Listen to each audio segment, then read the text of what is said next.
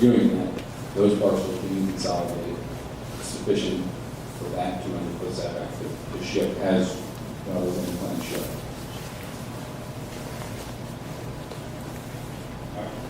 So the setback in the 1981 plan, 831 is the setback plan we should use.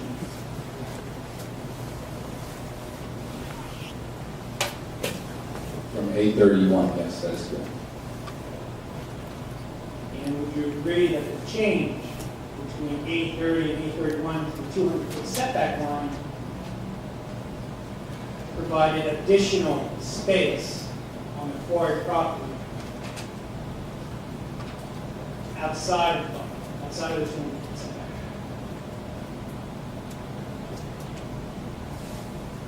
Meaning the change in the setback line didn't go further into the property, it went further out. From the exhibit A9, it went further out. It creates less of an existing nonconformity than currently existed, as shown on the exhibit A9. So,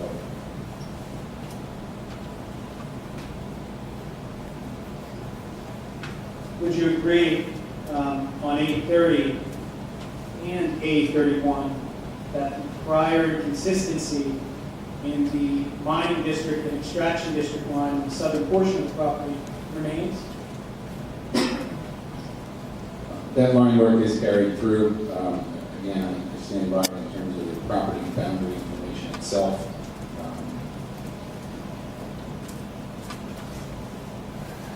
Compared to the tax map information that Mr. Elway got.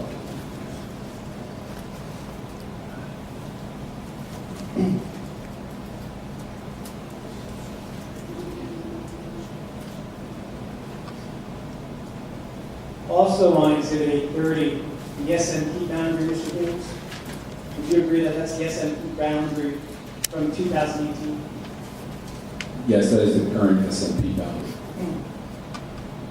And it's not the SMP boundary or the limits of disturbance boundary from 1970 or 71, but is not the not the same, right?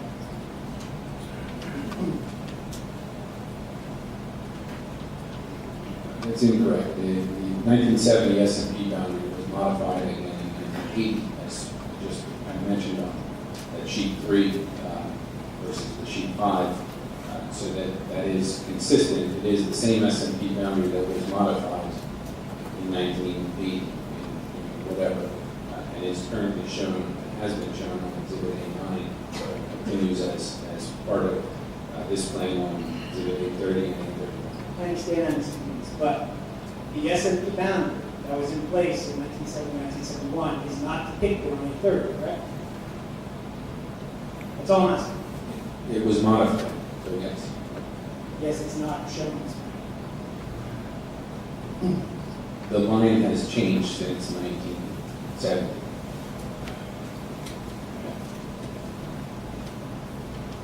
And again, this plan marked as 830. It's an aerial photograph apparently from 1981. Yes. Aerial photograph from 1981.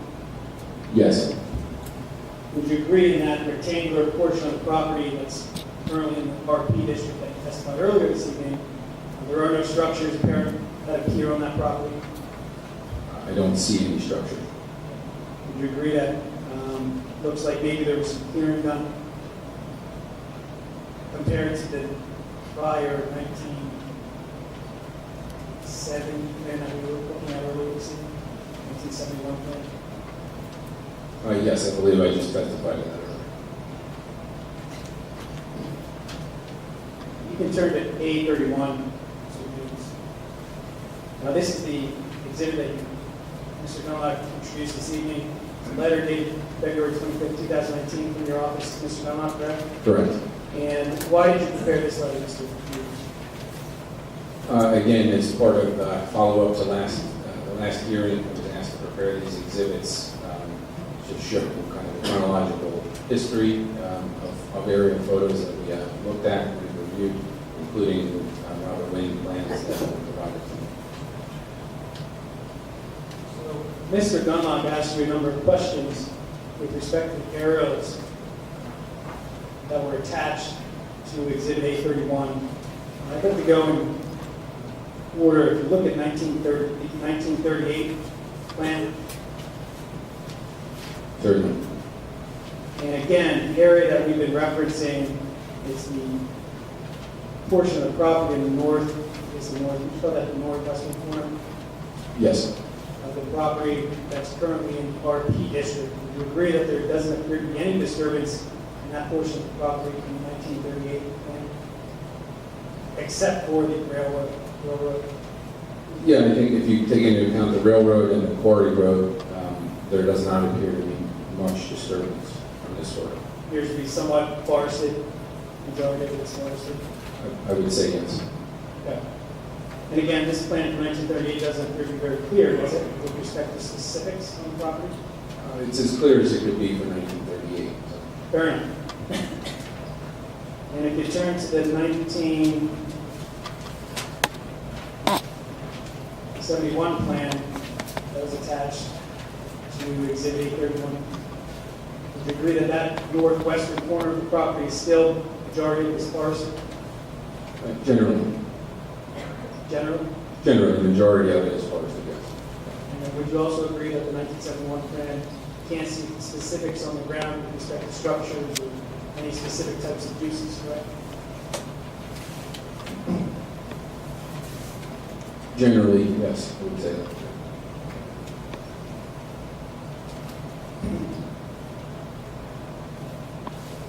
What about if you go to the right, move east, in that square area that we've been talking about, if you move east along the orange SMP boundary in the 1971 plan, would you agree that bordering all across, on both sides of that boundary is forested? So you get to the eastern corner of the SMP line. I would say generally it appears to have some trees along the SMP boundary line. You'll notice that the overall line work is not different between the 1938 plan and the 1971 plan. So you can see in the 1938 plan, for instance, there appears to be some work that was ongoing near the surface mining permit limits. It appears in the 1971 plan that work area changed. All right. And if you move south from the eastern corner of the SMP line, the northeastern corner of the SMP line south, you can figure that both sides of that line are forested. There's no clearing of any property along that line south, all the way to the south corner of that line. Generally, yeah, I would say yes.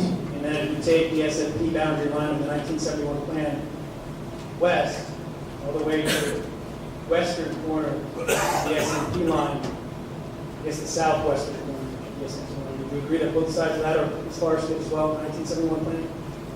Generally, other than some easements that came through in that area. Right. And then from that southwestern corner northbound on the SMP line, would you agree that it's forested up until it appears to be a little bit of a clearing at a certain point? Generally, yes. Yeah.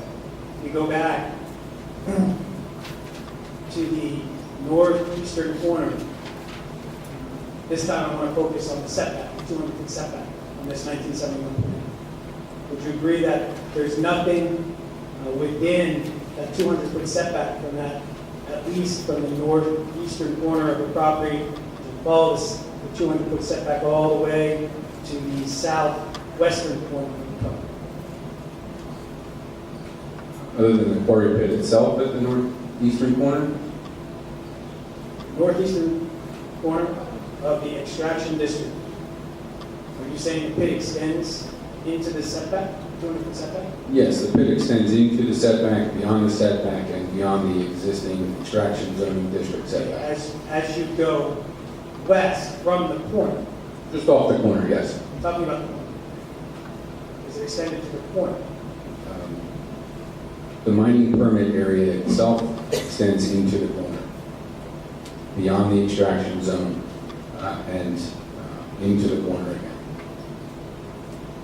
The pink line.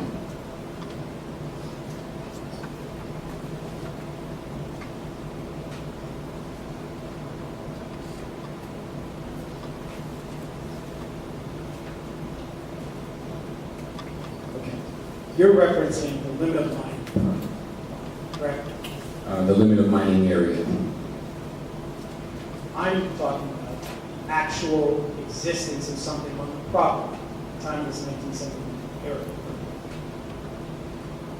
In terms of, yes, in terms of structures, I won't see any structures in the north corner.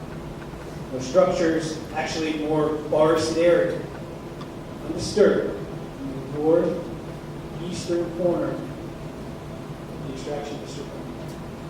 Between 200-foot setback and the extraction district. Or I'm sorry, the property. Between the setback and the extraction district, yes. There's nothing, just trees. Yes. And it's the same as you go south and then to the west. Until you get to that southwestern corner. Yes, trees and rock underneath of that, that's to be mined. You turn to 1981 plan, Mr. Holmes.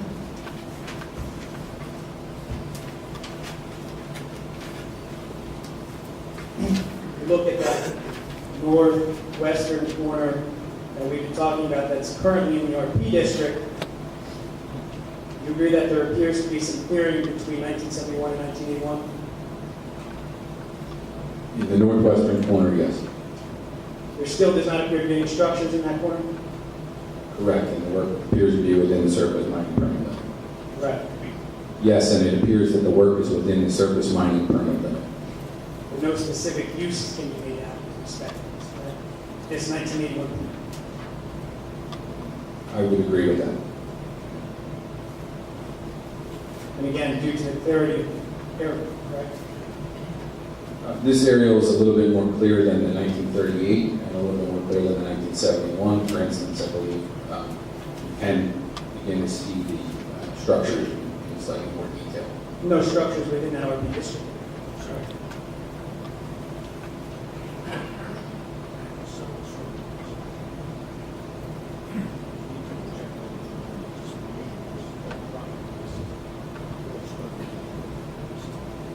Oh,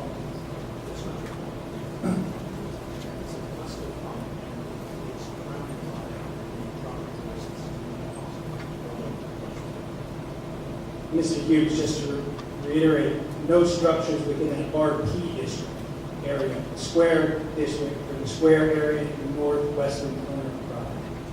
I think generally, yes, there's no structures. Again, there is the railroad, the quarry road itself within that area.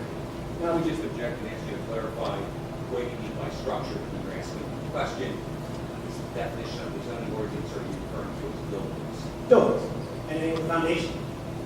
As far as I can tell, there's no structures. As far as you can tell, do you see any stockpiling? Can you tell if there's any stockpiling for material? I believe that these areas were used for stockpiles, so No, yes. I'm not asking what you believe. Can you see? I cannot tell. You cannot see any stockpiling in the 1981 plan, in that RP area, correct? Again, it's my belief, but I cannot tell. All you can see is that it appears to have been cleared, correct? Cleared, and I would say stone. Okay. Now, if you turn to the 2010 site area photograph.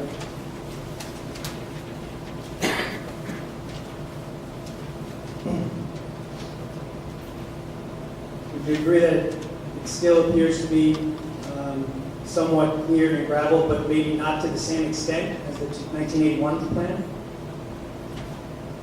I think the clarity of these two plans is definitely a question. I believe it's the same extent. I don't see any real major differences in either aerial image. I see generally the same gravel, stone areas, as well as the overall extent of that squared. Well, would you not agree that in the 2010 plan, there appears to be a significant amount of overgrowth in that area of the property? I would not agree with that.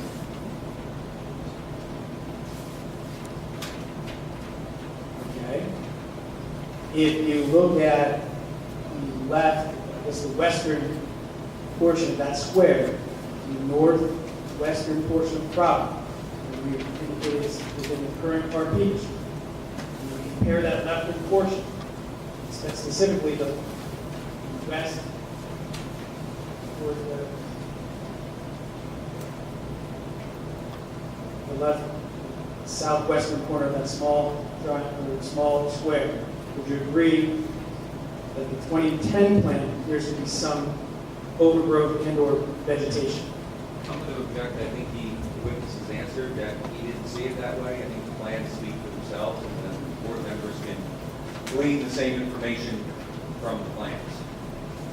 I'm going to overrule it, just being that he's been directed to a specific portion of that area, if you're able to answer it. Generally, I would say the difference between the 1981 plan and the 2010 aerial plan, call your attention to what appears to be somewhat of a water body right at the corner of the southwest area that you're referring to.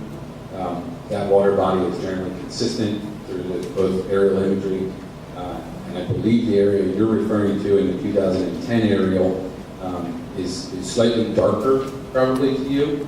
I would not agree that that's a vegetated area. Personally, I would assume that that area might have just been slightly wet from maybe a recent rainstorm or something else in that general nature.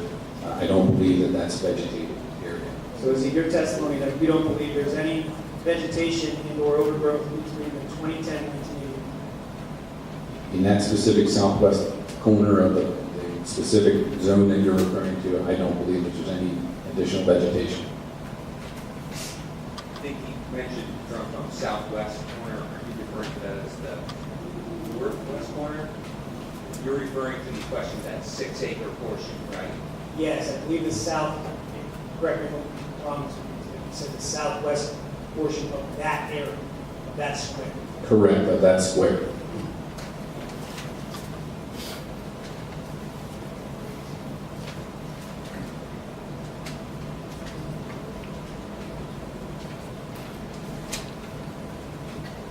Now, if you turn to the 2018 site aerial from 831 St. June's, would you agree that there's now a significantly larger body of water that extends into that RP district that was not there in 1981 and or the 2010 area that were attached to the agreement? I would say generally, this is a plan that's consistent with the NPDES permit that I'm aware of. That's not what it says. Would you agree that there's a significant body of water, whether it be a basin, drainage ditch, but there's a body of water that appears to be in the 2018 site area plan that is not depicted in the 2010 or 1981 aerial photograph that extends into that RP square in the northwestern corner? Yes, I would.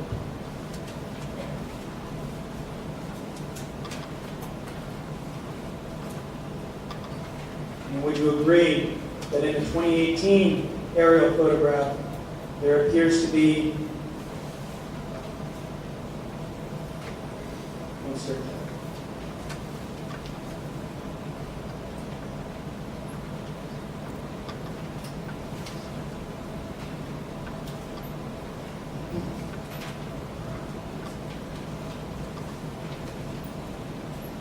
Now, if you turn to, I believe it's the last, yes, the last plan that was attached to A31. It's this is one of one Hanson Aggregates Holdings, Rocco Park, you see that plan?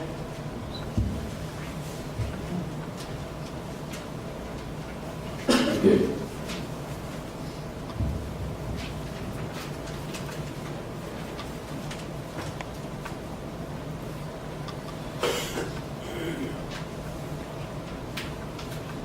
You see that plan, students? I did.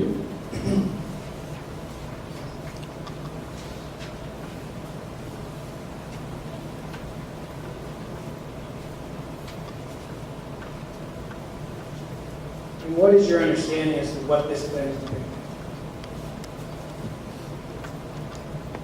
I believe I just testified that this plan primarily depicts ownership and zoning based upon current information that Steve had at Robert Lynn's office. The notes reference ownership based upon, I believe he's referencing my plans that I prepared in 2017, as well as the surface mining permit on or around the same time in 2018 prepared by Earthrise. Okay. Getting back to what I was asking you before with respect to the SMP boundary, you look at any of the plans prepared by Van Cleet. For instance, the A30, the plan showing the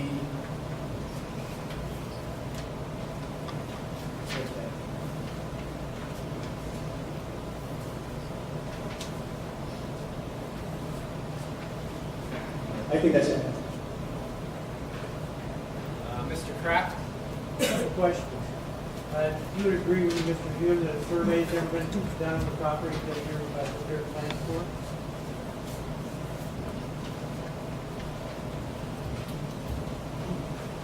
You need to find survey. Yeah, You need to we find went survey? through this numerous times with Exhibit A9. The topography that I've been showing is Could you just prepared. answer the question, please? You admit a survey's never been done for this site? A survey has been performed for this site. I've referenced it multiple times. The survey is now included. You have the exhibit that I provided as part of Exhibit A28, I believe, as the property boundary itself. And who did the survey? That is prepared by Orangeville Surveying Consultants.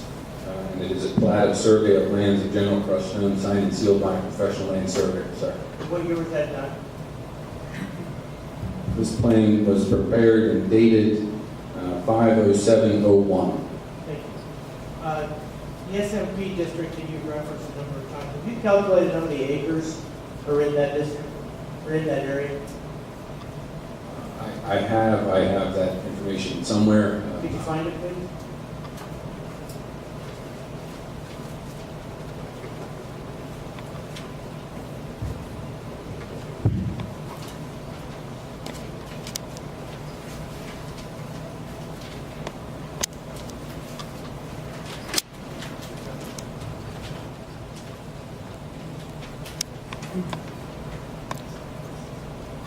I have it calculated as the green line that I have been showing as Exhibit A9, the support area, otherwise known as the surface mining permit. I have it defined as 109.84 acres on CAD. You know how many acres are on the DEP permit for the site? It's my recollection is 109.84 acres. You ever seen a document to support that statement? The bonding map that I reference is plan reference number 1. When Mr. Armstrong was questioning you, you said the SMP line had changed since 1971. Have you ever prepared a plan that shows the SMP line that existed in 1971? I have not. So how do you know what it was in 1971? I believe Mr. Armstrong kind of pointed out, sheet 5 of that exhibit shows the 1971 SMP area. Sheet 3 at some point in 1980 was changed and is reflected there.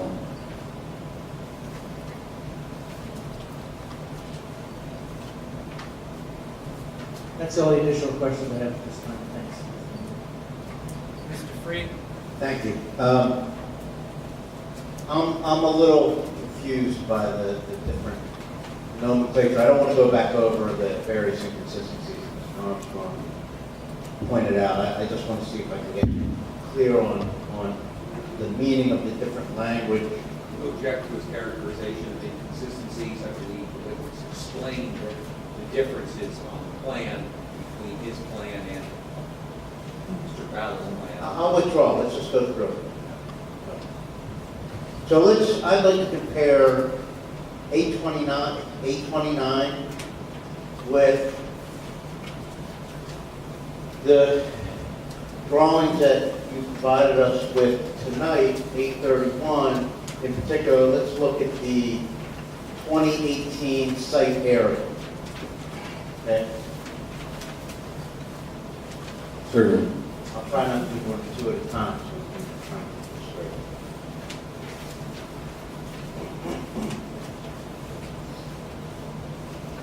Now,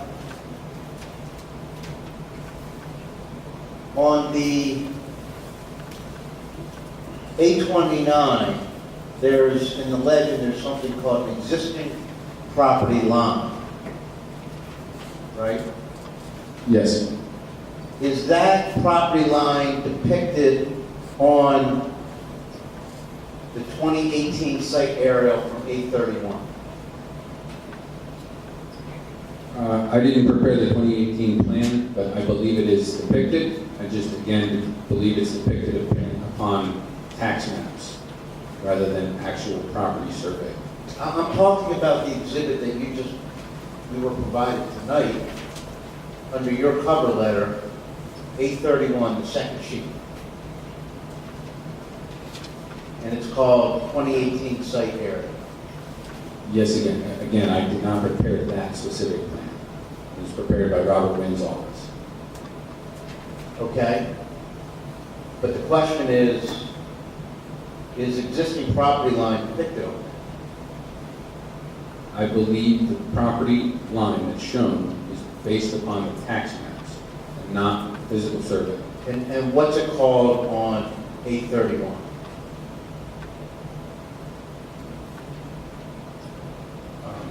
On the 2018 site aerial, Yes. it is not called out on that It's plan. not called out by anything. Okay. Correct. So let's move on. Existing adjacent property line, is that depicted on the 2018 site aerial plan from 831?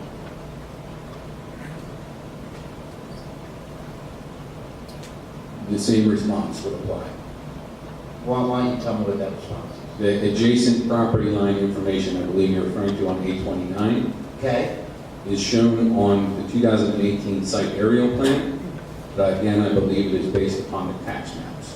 And it's not called out in the legend Correct. or in any other notation, correct? Correct. Okay, so let's go then to existing legal right-of-way in 829.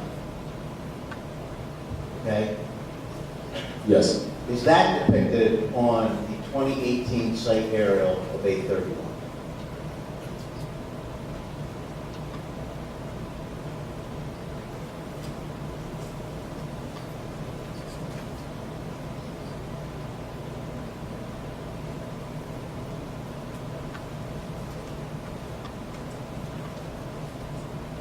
To the same extent, it is depicted but not called out. Okay.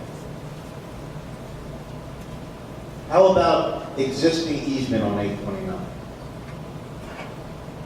Is that depicted on the 2018 site aerial of 831? No, sir, it is not.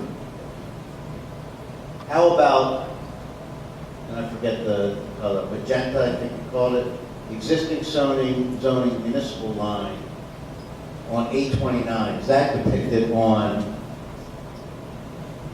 831, 2018 site area?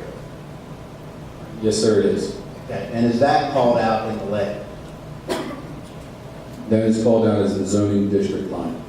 So the existing zoning / municipality line on 829 is the zoning district line on 2018 site area for 831. Correct. Now, support area on 829, is that depicted on 831, 2018 site area? Yes.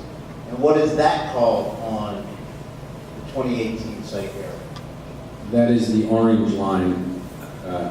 So on 829, it is the green line, the limit of support area, is equivalent to the orange line on the 2018 site aerial. Which is called the SMP boundary 2018? Correct.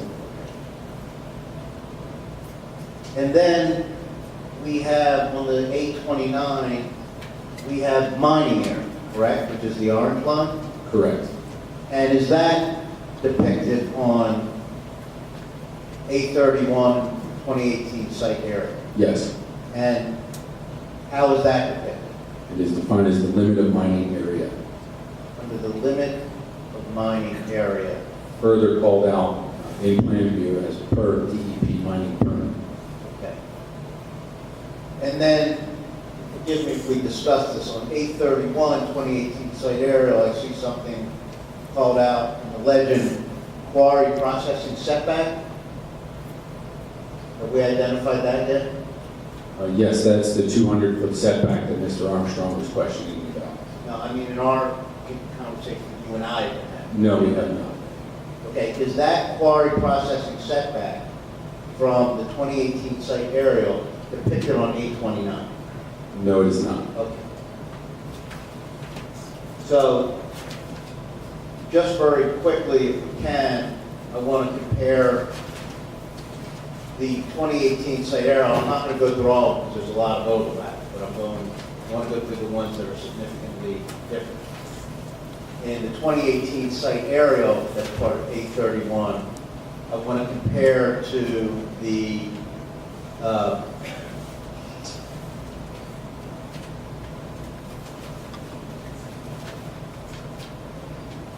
let's compare that to the 1981 aerial. Okay, let's compare those.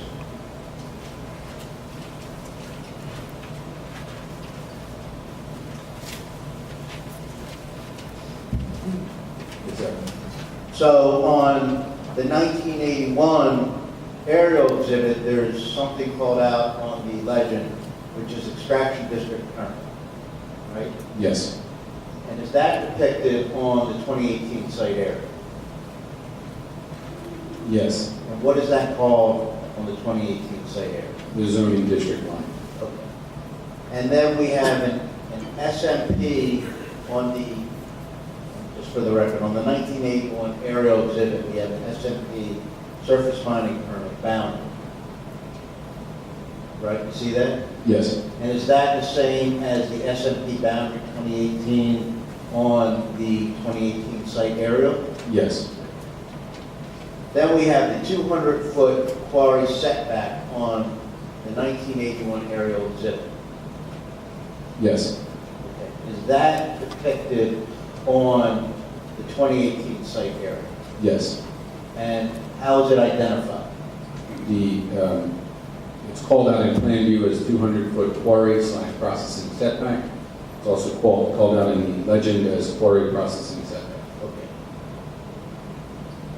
Then we have on the 1981 aerial something identified as mining area. Correct? See that? Yes, Is that called out, or is that identified on the 2018 site area? yes, it is defined as the limit of mining area, called out in plan view as per DEP mining permit. Can you repeat that, please? Yes, it's called out in the plan view as limit of mining area per DEP mining permit. And then finally, we have on the 1981 aerial mining setback 1970. Is that depicted on the 2018 site area? No, it is not. Why not? The 2018 site aerial, again being prepared by Robert Wynn's office, did not show the 1970 zoning lines. That doesn't explain why. It just tells you that it's not there. I didn't prepare the Robert Wynn plan, and again, at the request of my client, I prepared the exhibit showing the aerial at 1981, utilizing the zoning at the time. So, looking now,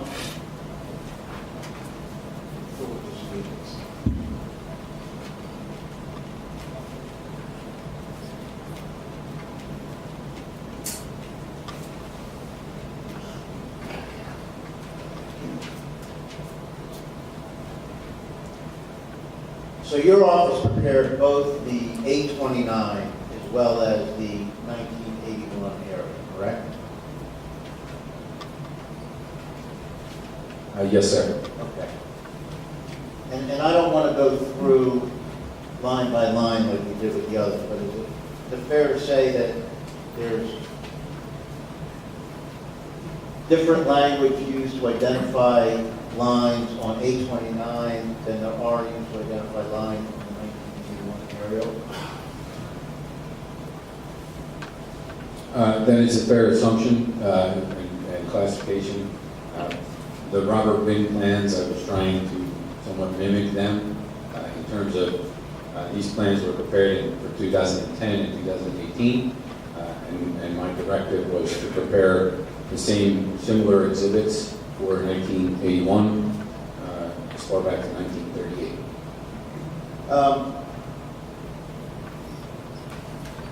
In the 1981 aerial, in the legend, there's a reference to mining setback 1970.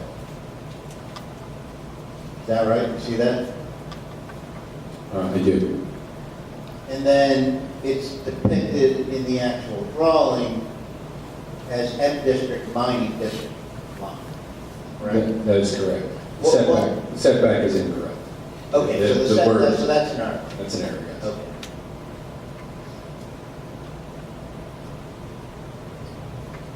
That's all I had. Burns? No questions. Can I do one follow-up to Mr. Armstrong? We need this topic. We're not going to leave, I'm going to allow 40 minutes. You want to do it before I allow? Yeah, I just wanted to clarify that one line of questioning that he had, so I can better understand the difference between the zoning line to the south. Go ahead. Mr. Armstrong asked you some questions about the location of the zoning line to the south, is that correct? Yes. And if we look at the plan that's on the screen, that depicts in yellow the old mining district, correct? Yes. And the dashed line in white depicts the extraction district, correct? Correct. So when Mr. Armstrong was asking you to compare the Wynn 2018 site aerial with your 829 plan, he was asking you questions regarding the zoning boundary line to the south, correct? Yes. And Mr. Wynn's plan has depicted more area to the south in the extraction district than your plan, is that correct?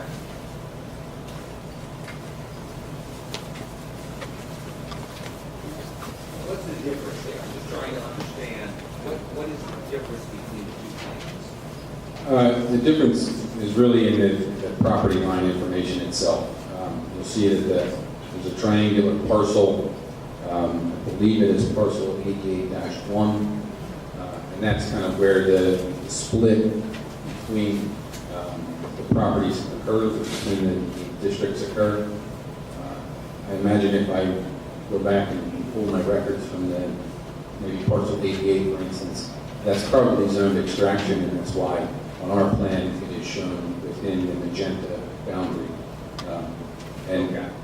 So it's an area to the south. There's a question as to whether or not it's within the mining district or the extraction district.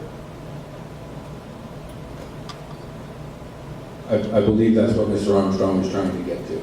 Now, in any event, if you look at the 2018 plan, as prepared by Mr. Witt's office, all activities inside the SMP boundary line are within the extraction zoning district to the south, correct? Yes.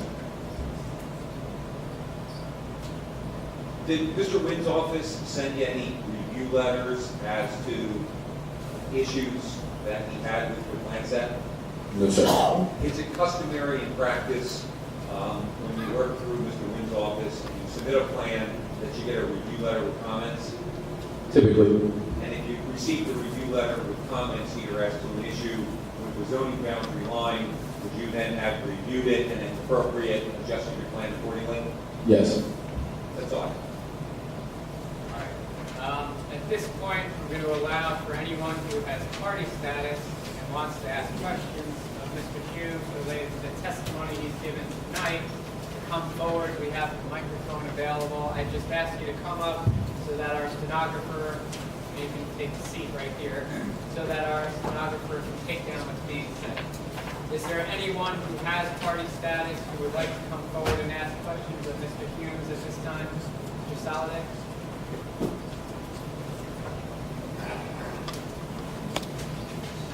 Can we get you the microphone?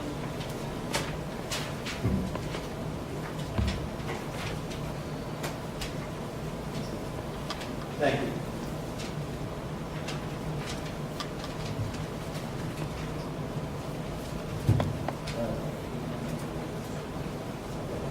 Thank you. Mr. Hume, you've seen the historical photos from the quarry over the past 100 years. I think they've been submitted in the testimony. You've seen some of the photos of the quarry operation going on historically, correct? I'm going to object only because those photos have not come in yet.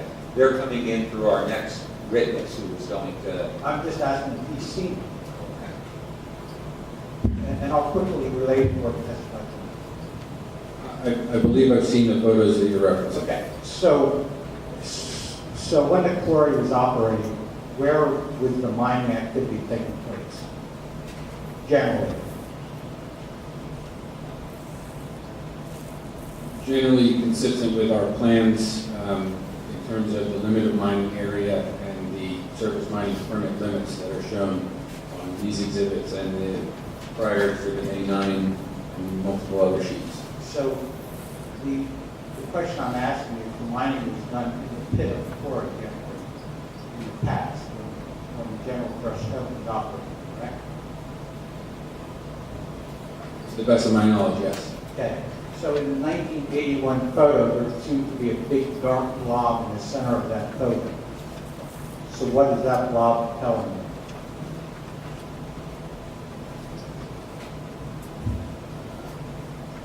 In the 1981 plan that you see on the screen, the dark blob I believe you're referring to is ultimately the quarry pit itself. Okay, and so wouldn't that dark blob in an aerial photo indicate that that was filled with water at that point in time? Generally, it appears that there may have been water in the pit, yes. So does that aerial photo also show stockpiles of stone? Can you identify that from the photo? I believe Mr. Armstrong and I just went through this. I can't specifically identify stockpiles of material. Okay, so from 1981 to 2017, how many years is that? Objection. I think the math speaks for itself. We're getting to a point here. I'll quickly get to that. The mine, Ask another question. okay. No problem. Ask him.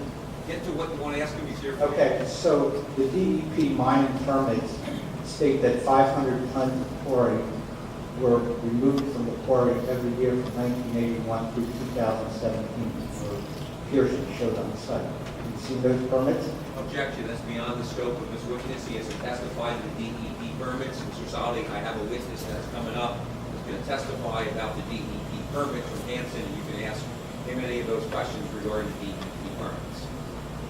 I'll sustain that.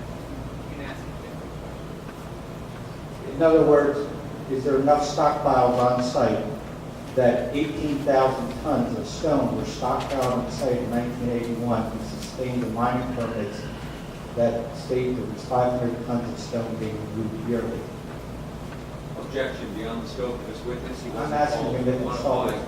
these stone piles. That's what I'm asking. Does he see enough stone piles on site in that 1981 to sustain removal of 500 tons of stone per year, which equals 18,000 tons of stone, or 818 triaxle loads of stone being removed? Objection. That's beyond the scope of the testimony of this witness, or would this witness calculate the amount of tons of stone that's indicated on 1981 photo. I'm going to overrule the objection. And you can answer that question.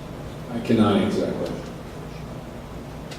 Okay, last, your operation plans 8 through 10.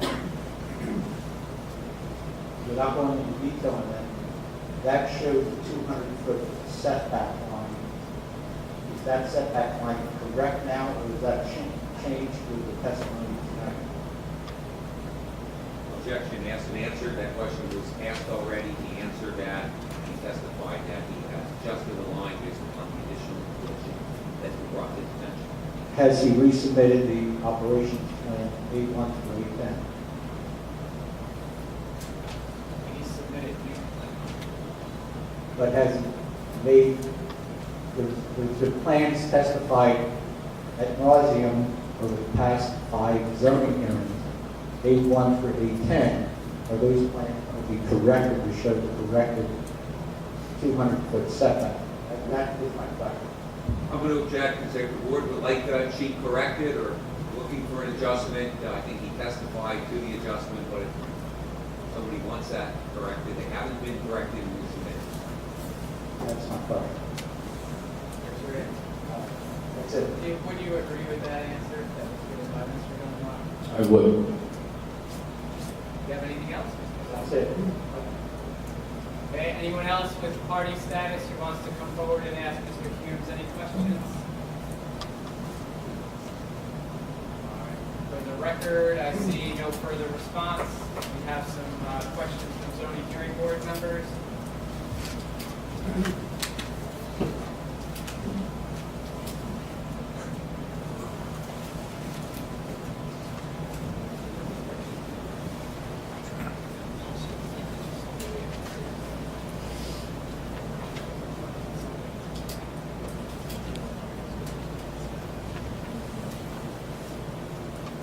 We'll take a break. Yeah, all right, let's take a 5-minute recess. Everybody asks so many, there's not much left to ask. One question I have for Dennis is, could you once again explain the difference between the southern corner on the 1981 map by your office, where you have the yellow and the white area, the difference being the mining district and the extraction district, in comparison with the C. Robert Wynn Associates aerial map of 2018, where that area appears not to be included. Could you explain that to us one more time? Certainly, I can try. The 2018 site aerial shows, again by Robert Wynn, shows the extraction zoning district line based upon your current zoning map. In that southern portion, it appears that that is consistent with the yellow line that I have depicted on my 1981 plan. For whatever reason, at the moment, I don't know, but the extraction line that I show is on the southern edge of parcel 88, that square block. There is discrepancy there, but in either event, the surface mining permit is basically, again, within the district that is either mining or extraction. Okay, if I recall correctly, you made testimony earlier that some of this was done by the TMP map, and that you physically topo or pick up the property lines from the southern property. Is this in that same general area where the efficiency, for lack of a better term, This is a general area that could be the issue, that could be the discrepancy. okay. I have another question. In your A31 exhibit that you just gave to us tonight, why do we have plans from C. Robert Wynn in your effect? At the request of my client, I was asked to put together kind of the chronological events here based upon the Robert Wynn plans of 2018 and 2010 that I received. So as to show the full chronology of that, I included 2010 and 2018, and I didn't want to recreate them at a cost to anyone. But who asked for the type of engineer review? That I'm not sure about. Okay. One last thing, in 1981, the southern corner of the property shows existing vegetation from what you can tell from this aerial, pretty high up. And in the 2018 site aerial, it appears that that corner of the property was excavated and is being used. There's no trees there anymore. Shows bare earth, whether it's stuck on or the road or something's occurred there. Would you agree? I would generally agree that within the surface mining permit, there appears to be some disturbance there. Yeah, I think that's all I have at this time.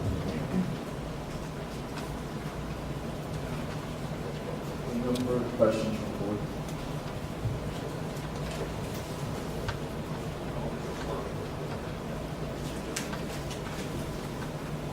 Mr. Dunlop, do you have anything further for Mr. Humes? Does anyone else, or can we excuse Mr. Humes? All right, seeing no response, we are excused. And we're going to bring back Slavic at this point. Correct, I think we're up to questions from other parties.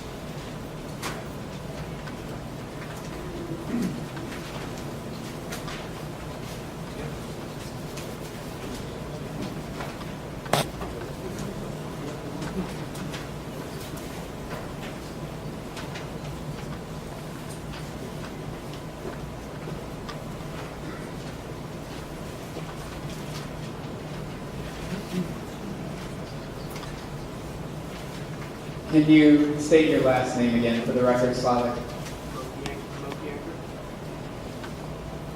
So as you will recall, Mr. Mokienko testified at the previous hearing, and at the point that we finished with him, the attorneys had had an opportunity to ask questions, but the individuals with party status had not. So at this point, this is an opportunity for anyone who has party status to come forward and ask Mr. Mokienko questions concerning his testimony that was given at the prior proceeding.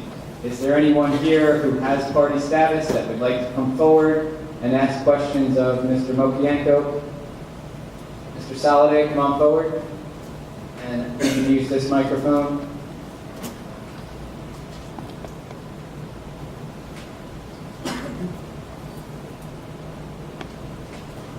Thank you.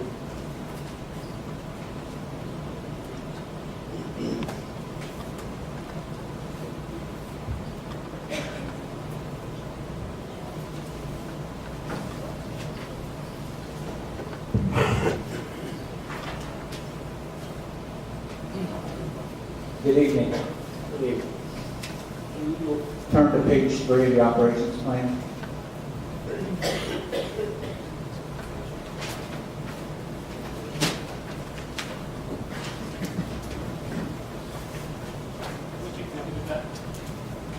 The operations plan, sheet number 3 of the 10-sheet plan, created by Van Cleef.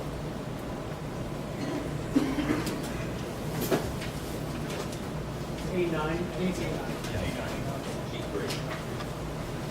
Oh, I'm sorry.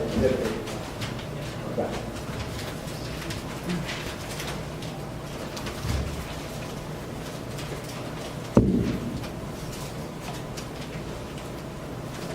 Okay, so A3 shows the proposed new asphalt plant, correct? Correct. It's also contained on page 6 and 9, I think. There are schematics of how the plan will work, correct?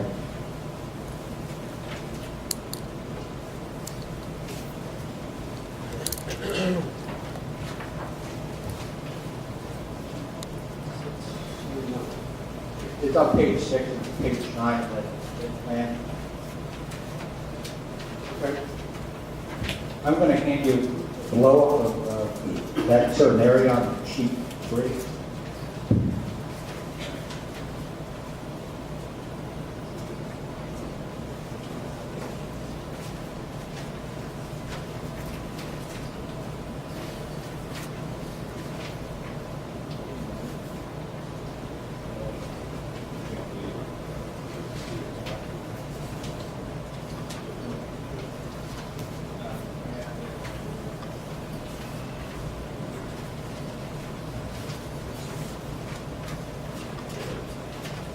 All right, for the record, just for reference purposes, we're going to mark that as solid A6, I believe, Director.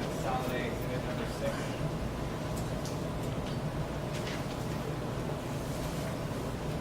Mr. Sullivan, would you like him to look at your sheet or sheet 6? The sheet, that's just what's in your hand is part of sheet 3. The reason for blowing that up is when Van Cleef made sheet 3, he overlaid it over sheet number 2, which is the original foundations of the asphalt plant. Can you see the original foundations of the asphalt plant? On the blow-up sheet that I gave you, you can see this line drawings. If not, you can refer back to page 2.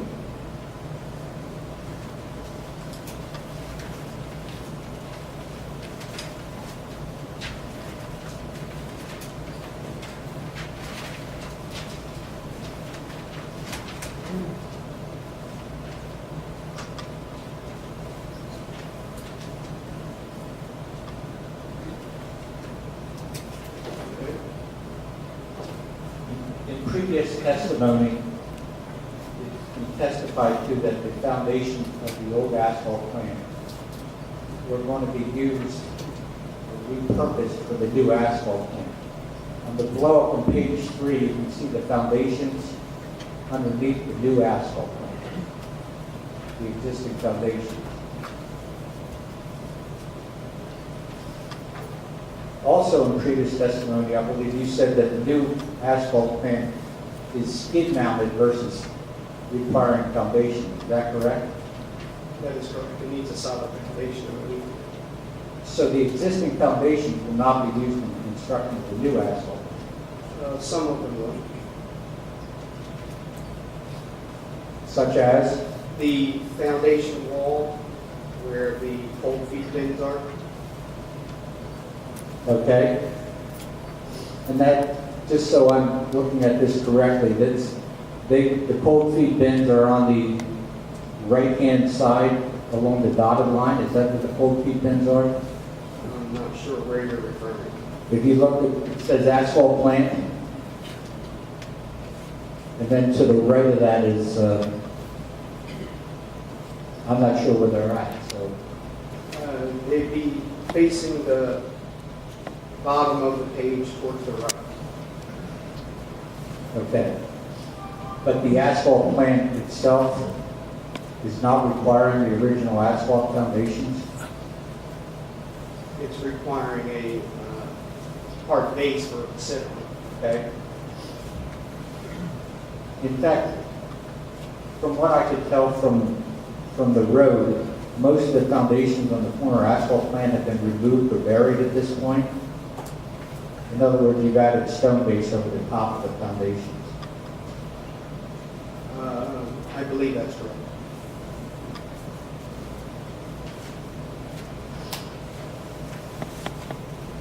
I'm going to hand you an article where you were about a Pearson asphalt plant in New Jersey.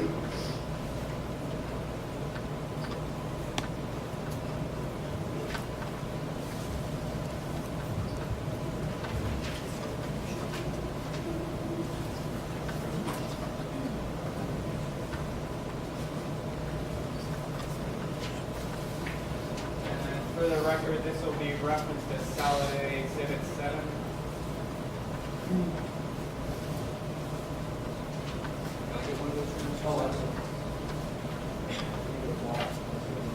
I'm sorry.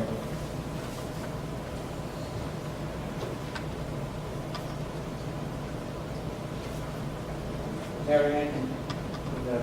Dunlop, is it plan? Where the are? Not sure.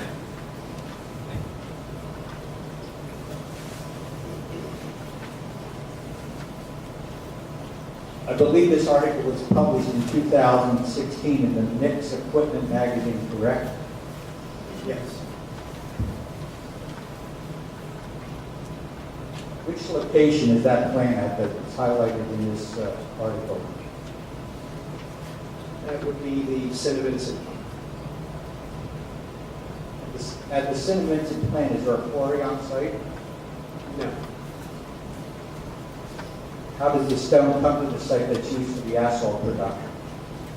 It is trucked in. And how far away is the quarry from where the stone is coming from to the Cinnamons and asphalt plant? It comes from several different quarries, probably 30, 40 miles away. Okay, and that plant, I would suppose, is profitable with trucking the stone in, is that correct? Yes, it is. Okay. And you also require sand in that asphalt plant at Cinnamons as well, is that correct? It doesn't require sand, but we use it. The pictures contained in this article, are they similar to the plant that will be put in at Rockville Quarry if approved? It's similar.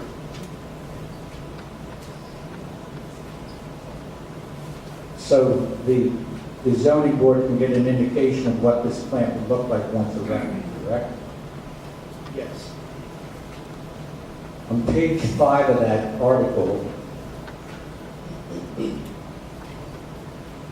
there's a quote in that, in the second paragraph from you. Can you read that quote? Objection. What he's quoting with respect to another site in another state really is irrelevant to the purpose of the issue before this board. Okay.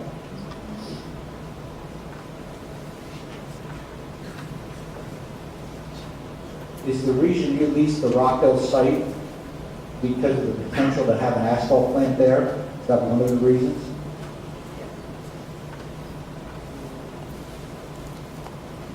I believe so. Have you seen the 1983 DEP inspection report that the asphalt plant was removed in 1983? I have not. Would that, the foundations that were existing on site before they were buried be consistent with a plant that existed prior to 1983? I'm not sure. Okay. At the bottom of page 3 of that article,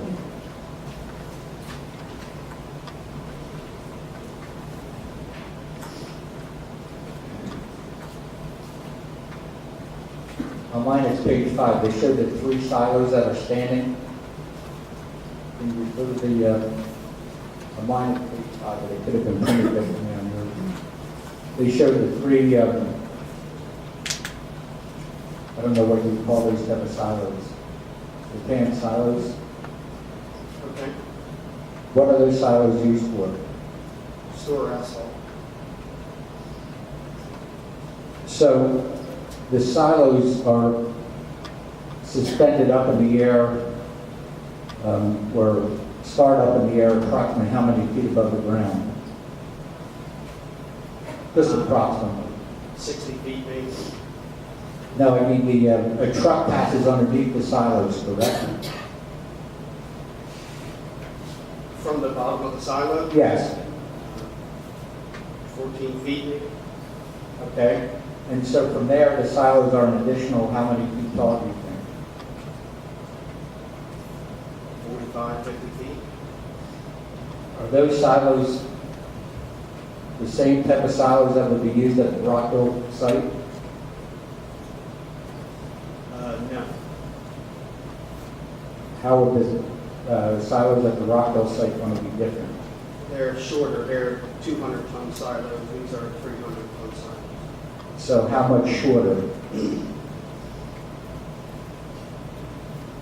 I'd be guessing 20 feet maybe, 15 feet, I'm not sure.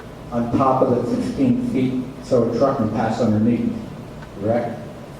In other words, the truck is passing underneath the silos regardless of the size of the silo. Yes, truck pass height would be the same. So it would be 15 feet plus how many feet high to the silo? 40 feet, 35, 40 feet, I'm guessing. Okay. So overall height would be 50 to 60 feet high. Is that fair? To the right of the picture of the silo is another black, I don't know what that is, but it's a black box with a large dock coming up to What is that used for? That's collecting the dust that comes out of the bag house, and it's dropping it back into the drum for remix. What's the overall height of that structure?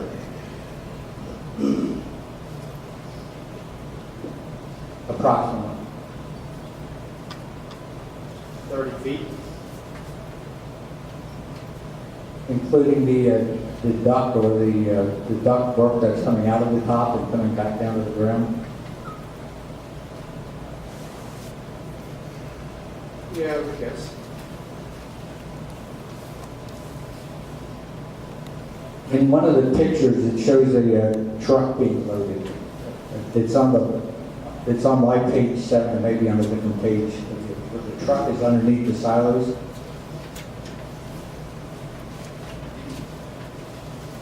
Okay.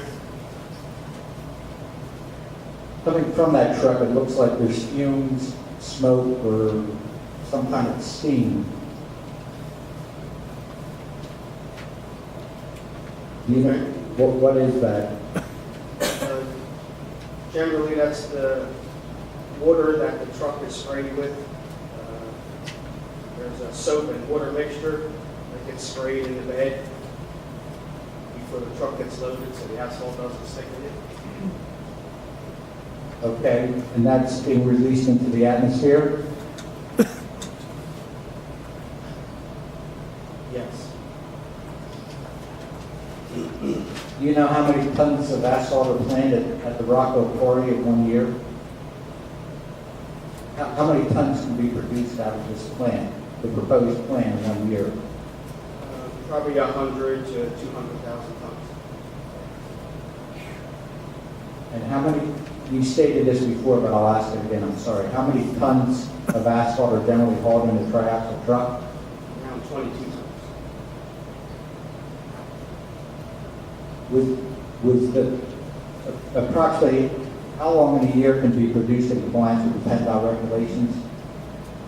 10 months or 9 months? Something like that. I'm not familiar with PennDOT regulations. Generally, in New Jersey, how long would your season be if you're out of this place? And then, Generally 9 months, 10 months, depending on the temperature.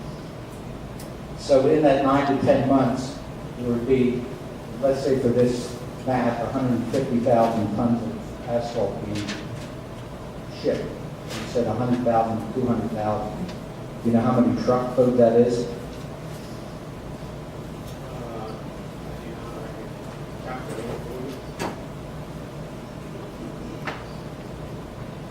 I believe it's 7,500, somewhere in the 7,000, 8,000 truckloads. I'm just doing that in my head, so I could be wrong.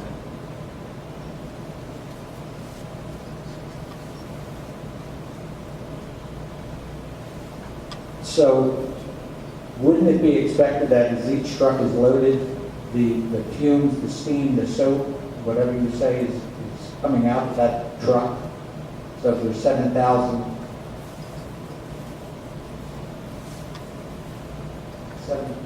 trucks a year, all of that steam, soap, exhaust is being exhausted into the atmosphere, is that correct? That would be correct. And so, once the asphalt is in that truck, when the fumes of the asphalt come from that truck as it's traveling down Rockville Road? I suppose it would.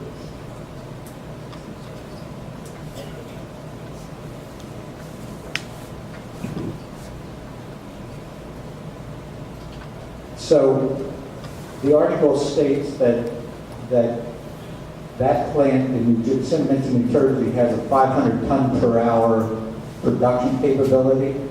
Do you know how many ton per hour capability the proposed plant in Rockville would have? I believe it's 400 tons.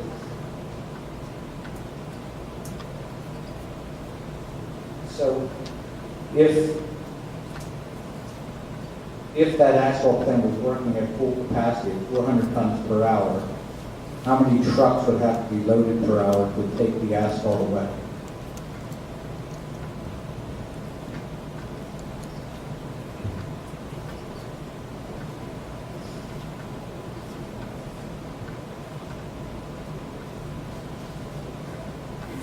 Sean, are you just looking for the mathematical computation? Yeah, I believe it's 18 trucks.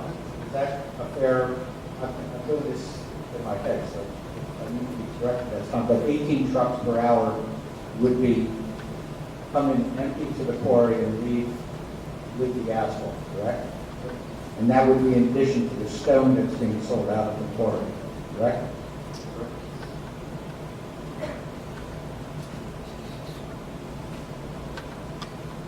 On page 6, and this is where I'm confused between your prior testimony, it talks about the heating requirements of the asphalt plant in Cinnaminson. Are they similar to the heating requirements that would be at the plant in Rock Hill? In other words, they say there's a Dillman counterflow drum which requires 100 million BTUs per hour. Do you see that part of the article? Paragraph starts the Dillman. I'm sorry, which page were you on? I'm on page 6, but it may not be on page 6.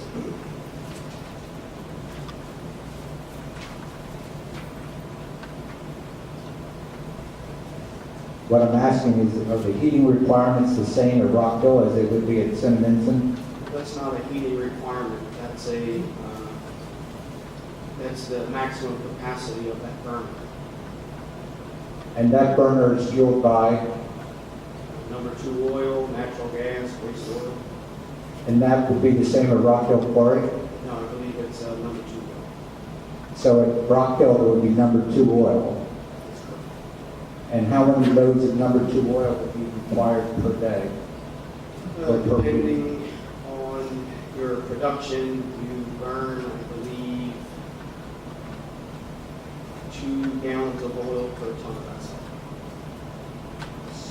So in a day, they were running near capacity of 400 tons, in a 10-hour day, it would be 4,000 tons. And 2 gallons per ton, is that right? Objection, there's been no testimony that the plant's going to produce 4,000 tons in the course of the day. We're just making that assumption. Based on Slavic's testimony, he said that the asphalt plant has a capacity of 400 tons per hour. Right? And the prior testimony, the plant will start at 6 a.m. and go to 6 p.m., which is actually 12 hours. So that's 4,800 tons of asphalt being produced daily at full capacity, correct? Objection, that's a fact on evidence. This witness never testified to 4,800 tons produced every day. He testified between 100 and 200,000 per year. All right, I'll sustain the objection. Why don't you ask me how many tons per day would be produced at this plant? That's my question. So at full capacity, what would be the tonnage of asphalt, the tons of asphalt that could be produced at the Rock Hill Quarry once it's operational? Well, the plant wouldn't run wide open all day long. You would only run to meet your requirements of your production for the day, whatever sales you have. There would be days the plant wouldn't run at all. I understand that, but there would be days it would run at full capacity if you were doing a large paving jobs where it needed that kind of tonnage, correct? It's possible if you needed that kind of tonnage. And so how many tons per day would that be running at full capacity?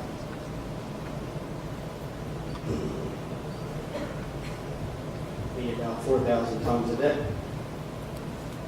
The plant probably won't run 400 tons an hour maximum capacity is in ideal conditions. Like the wetter your material is, the longer it's going to take to dry, so you won't run at full capacity. Your car does 150 miles an hour, you're going to drive 150 miles an hour all the time. Correct? I wish I could. But I understand, so what I'm asking is, if there was a large paving job and you were trying to run the plant at full capacity, what kind of production do you expect out of that plant to satisfy And your you demand? could do 4,000 tons. And 4,000 tons relates to how many triaxle loads of asphalt leaving the plant in a day? 4,000 divided by 20, right? So that would be somewhere about 180 trucks per day one way, or 360 trucks plus selling the stone to satisfy the requirements of selling the stone at the quarry as well, correct? There would also be days where we would be selling zero wood. I understand that, but I'm more worried about peak demand than I am days you're not operating as of, you don't pay generally in January or February, so you would expect there would be no asphalt leaving the plant in January and February, correct? That's correct. But in July, when everything is pretty hot and heavy, trucks are going to be leaving that plant, possibly 180 trucks a day with asphalt. And so the odors from that truck, the 180 truckloads a day, would be dispersed going down Rock Hill Road towards 309, correct? Depends what you call it. I'm around plants all the time, so I don't smell that. I understand that, but I don't think the young kids playing at the Bethel Baptist Church and kids along the side of the road are more sensitive to that's not, that was my point. So you're saying in addition to that, you could be, if you were running 4,000 tons of asphalt in one day, how many gallons of fuel would you use? It would be 8,000 gallons. How many truckloads of oil is that?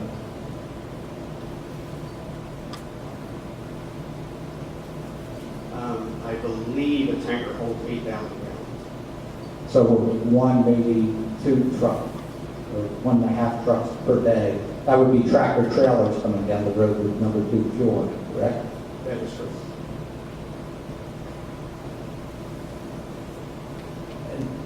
The last part of that, below the Dillon counterflow drum that's using number 2 oil, it says a 2 gas or filed oil heat heater maintains a ready supply of liquid asphalt binder. Is that the same type of heating source you're putting in at the quarry?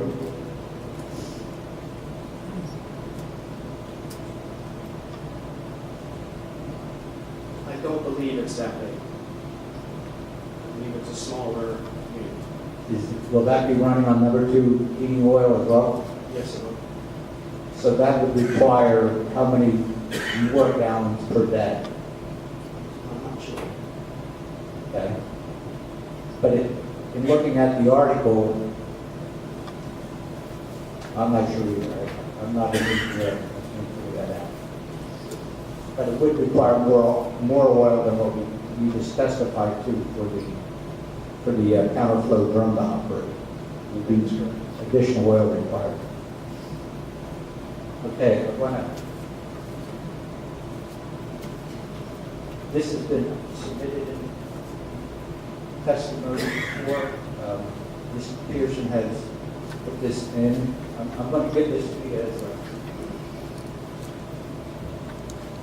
Do you know what exhibit number it is? It was in his original submittal. It's the lease of between the Hanson and Pearson. I can hand them out. I have enough copies.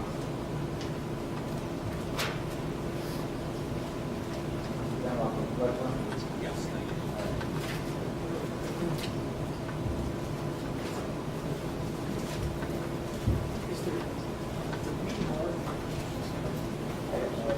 Yeah. It's solid A, 7.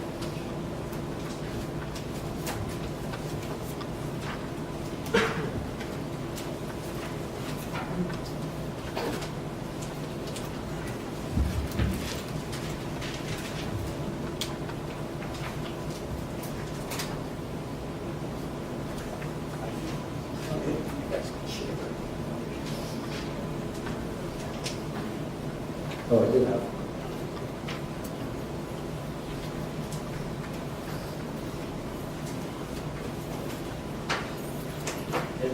I would object to these questions. This witness hasn't been involved in these, hasn't testified to it. Mr. Pearson's going to be here at a future hearing, and I think he's a better person to question about the lease document beyond the scope of this witness's correct. Except Slavic is the vice president, I would imagine. I'm asking him about some of the lease terms. Let me respond to that. It is beyond the scope, so when you're asking questions, you're really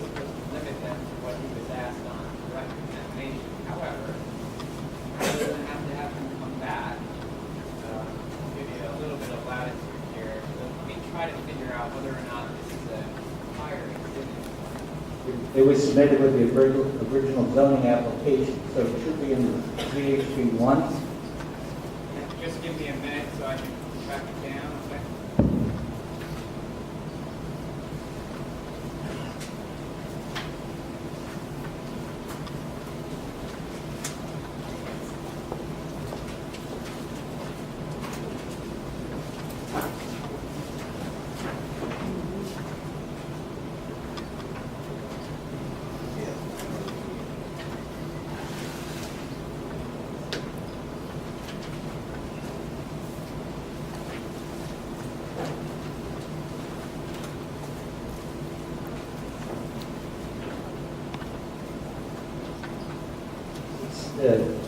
It was, Mary Ann, it's part 1C. I have it written on top of where it was at. It says, as received from Fox Rockshop 126, 2018, as part of the zoning hearing appeal, section 1C. I believe it's CHP 1. It's part of which one? Part of CHP 1, Yeah. which is January 26, 2018 letter. Can I get an offer of proof as to what questions he wants to ask about? The document attached as an exhibit, it speaks for itself. This witness wasn't involved, or at least or testified anything about it. All right, Mr. Saleh, can you tell us what questions you're going to be asking and the anticipated responses? The first is, I would just ask him to verify that this is the lease. I would ask him if this is the lease between Pearson and Hanson, just to verify the authenticity of it. But secondly, on the bottom of page 1, Mr. Pearson, Hanson, and actually Mr. Dunlop have agreed to use the term used for the manufacture of hot mixed asphalt. Wouldn't that be the correct terminology of the asphalt plant? What else are you going to ask about? On top of page 2, it says production and manufacture of on-site asphalt or concrete. Again, referring to the term of manufacturing. Everybody's been trying to avoid that term, but it's clear I that don't want you to make argument right now. I am not making an argument. I'm just asking if Slavic agrees with that term, as his boss and Hanson and Dunlop have agreed to use the term manufacturer of hot mix asphalt. What else are you going to ask about?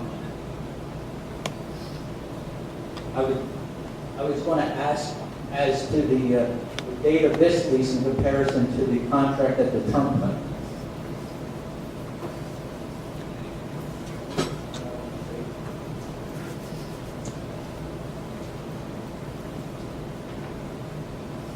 And I was going to ask him if Pearson Materials develop other alternatives for supplying stone to the turnpike bid, since the contract was entered at the turnpike 3 months prior to the lease being entered into. So Slavic would have, I'm using your first name, but that's okay. Put that on. Again, I'm going to object to that line. This witness didn't have involvement with the lease. Mr. Pearson does. Mr. Pearson will be here at a future hearing. I have no problem with him asking any of those questions to Mr. Pearson, who was involved with it, but this witness was not involved with the lease.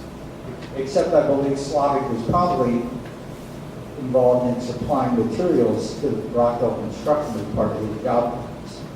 All I'm asking is, I'll allow you to start asking questions, Mr. Dunlop. If you have a specific objection, I'll entertain it for each question.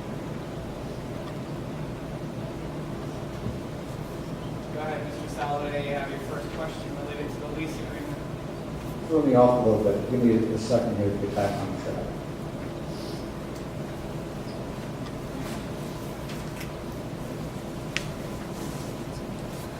Can you verify the date the lease was signed between Pearson and Hanson?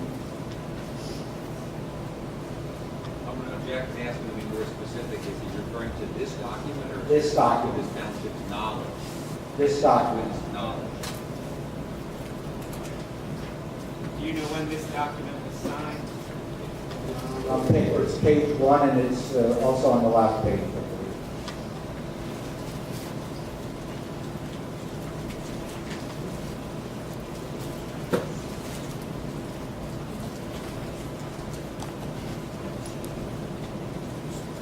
says 12/6/17.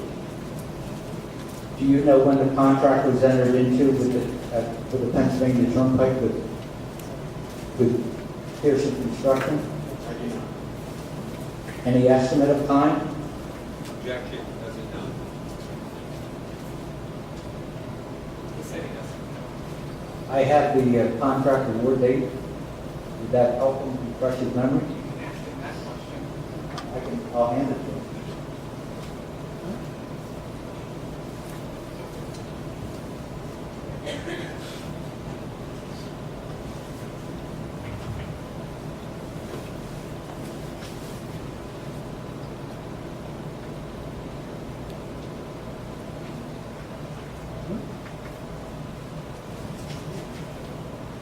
All right. This is not being introduced as an Okay, exhibit. that's fine. And you're actually just giving that to the witness to see if that refreshes his recollection. Is that correct?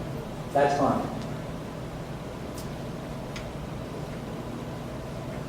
Now, having reviewed that exhibit, does that refresh your recollection to be able to answer the prior question? Well, what is this document that he's handing out? This is the Pennsylvania Turnpike Commission's electronic bidding system. And it's a summary of the bids that have been awarded in or around October the 25th, 2017. Well, this has a bid opening date of it was awarded. That's correct. So that's the bid opening date. But by that, what I'm asking, I'll ask my question, please. So the opening date is what date? October? October 25th.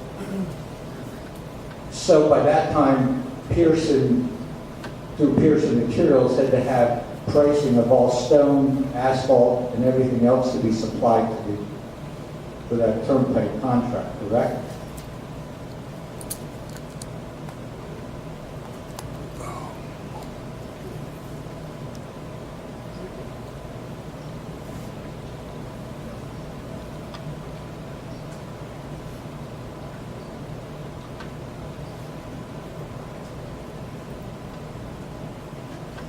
I don't recall. I don't recall what date pricing was given. Did you assist in developing the pricing for that contract and supplying materials to Pearson Construction? Yes. But I believe it was in December sometime. So are you saying that Pearson Construction turned in a bid for $224 million without knowing what the price of stone would be? It's possible. Okay. This is bid through another company that I'm not involved with. I understand that. Richard, when he does his bidding, he puts numbers in. I don't know where he gets his numbers from. So as part of that process and part of coming up through December, when the lease was entered into with Hanson, was there other alternatives for stone being supplied to the turnpike contract that you know of? It's possible, but not that I know. Okay.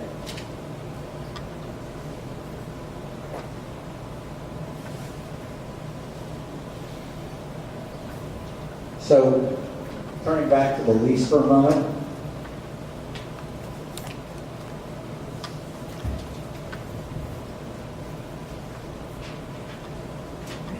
On page 1, it appears that Hanson and Mr. Pearson agreed to the term manufacturer of hot mix asphalt. Would that be your?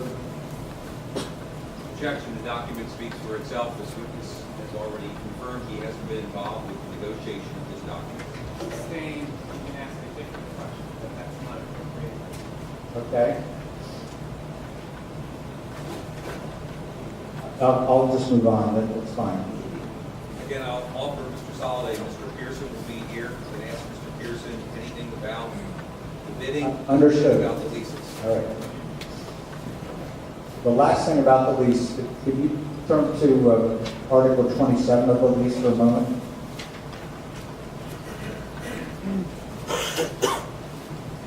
And that section is called tenant's right to terminate, correct? On page 10 of the lease.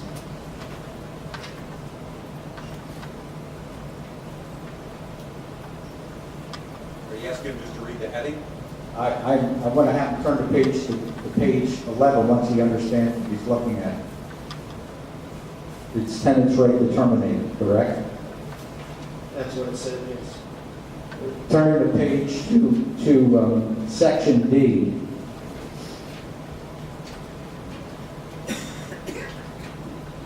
It states, if tenant is prevented from Objection, please. I'm just going to ask him his interpretation. This witness was not involved in negotiation of this, so he can't, and he's not a lawyer, and he can't give his interpretation. All right, give me an offer of proof, meaning tell me what it is you're trying to establish. Section D of the lease, I'm sorry, section 27D of the lease states that the tenant, Pearson, would have a right to cancel the lease if crushing and pouring operations were ceased by Pennsylvania Department of Environmental Protection. I'm asking him if right now the DEP has temporarily closed quarry. You can ask him that You question. can ask whether DEP has temporarily closed the quarry. Okay, has DEP temporarily closed the quarry? They had ceased operations. Okay. Has there been ongoing negotiations that you know of with Hanson regarding the terms of the lease and the enforcement of any provisions in that lease? Again, objection, this witness hasn't been involved. I asked him his knowledge. I do not know.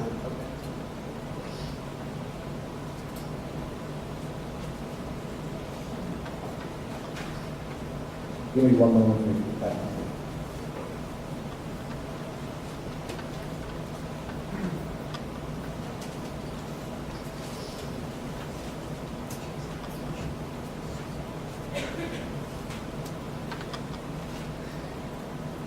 So, since your time in working with the Brockwell Quarry, did Hanson provide you with old surveys? Did they provide you with old topographical surveys? Deeds and chain of title? Anything like that? Did they provide you with engineering reports? To some extent, I'm sure, but I'm not sure exactly what. Well, in other words, Hanson had owned or acquired through ownership the quarry over the past 100 years. Did they furnish you with those historical documents? That's my question. I'm not sure what was done. Okay. You personally, did they give you any of the third documents? Me personally, no. Now, in the past, Hanson has used the firm Earthfritz. Is that the same firm that Pearson is using? I believe so. Did Hanson require Pearson to continue the use of Earthres? Is Earthres used in any of your other operations to do engineering activities? Not that I'm aware of. Okay. Did you ever see a 1970 mine data report identifying that asbestos was found at the Rockwell Quarry? I don't believe so. What year was that report? In the late 70s. In other words, did Hanson provide that to Pearson to review that you see? If Hanson had provided you a report identifying... Objection, the witness has said that he never received that. Sustained. On January 4th, 2018, you were involved at the quarry by that time, correct? Yes. DEP wrote Hanson Materials a letter notifying them of the possibility of asbestos on site. Have you seen that letter? Yes.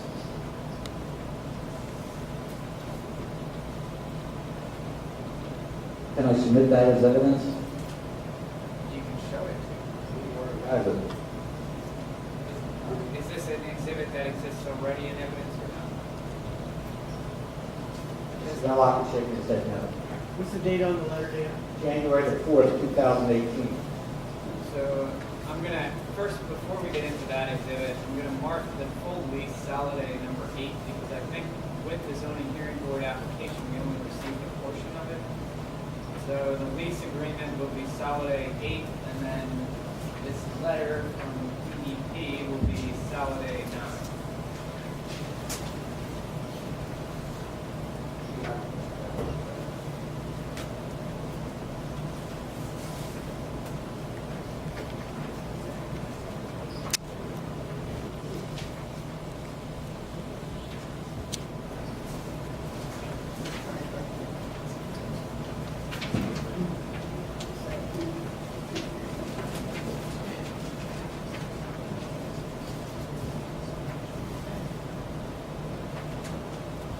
You're always the last guy standing.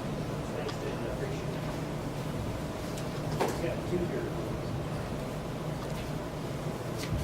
Mr. McGear, I'm just going to object because we've covered this territory already on It's Ross. This is a letter confirming DEP cease and desist back in January of 2018 of the WARC. I'm not sure where we're going with this that we haven't already covered it. Ross, Mr. Reed. I'll give him a little bit of that, so go ahead and ask the question. When this letter was furnished to you, what was your reaction to this letter?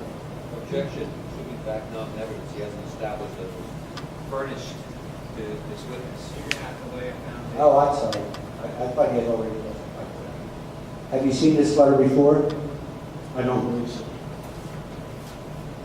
Were you aware that there was additional testing going to be required starting in January 2018 for asbestos?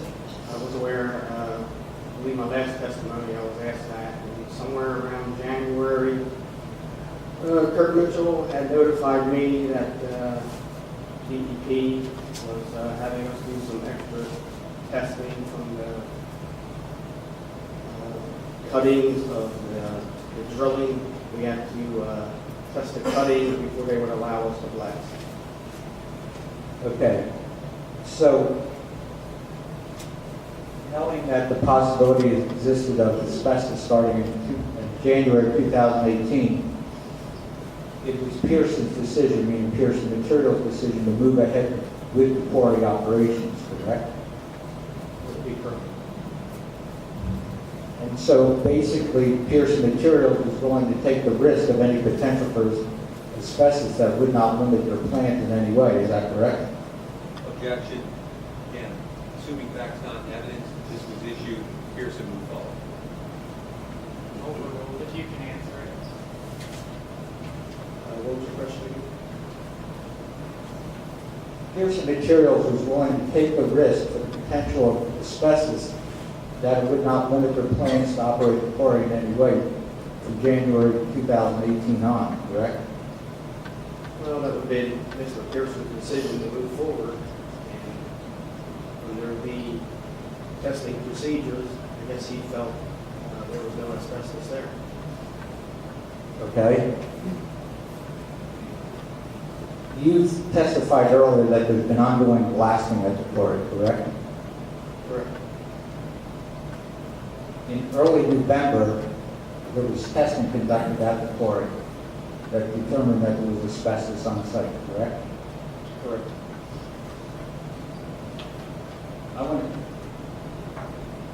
going to hand out a picture of the blasting that took place on November the 1st, and have you testify who's going to see it. All right, we'll mark that solid A number 10.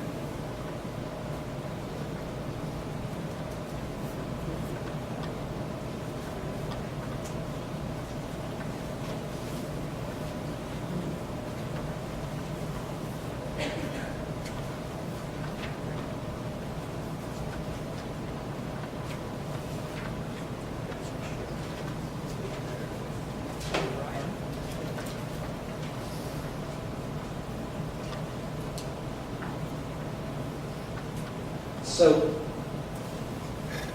Slavic, you can see the plume coming off of that blast, correct? see a plume, yes. In your operations plan, sheet number 3, can you identify on the site where the blasting took place?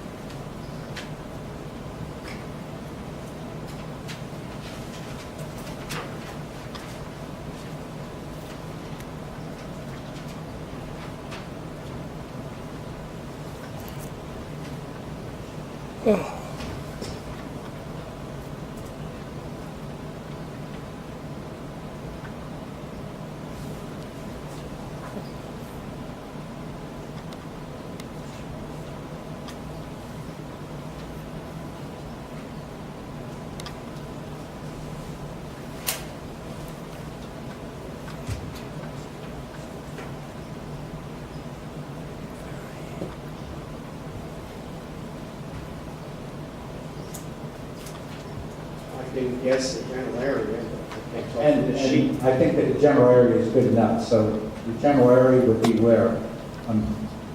In relationship to the quarry pit that most people can see on that plan.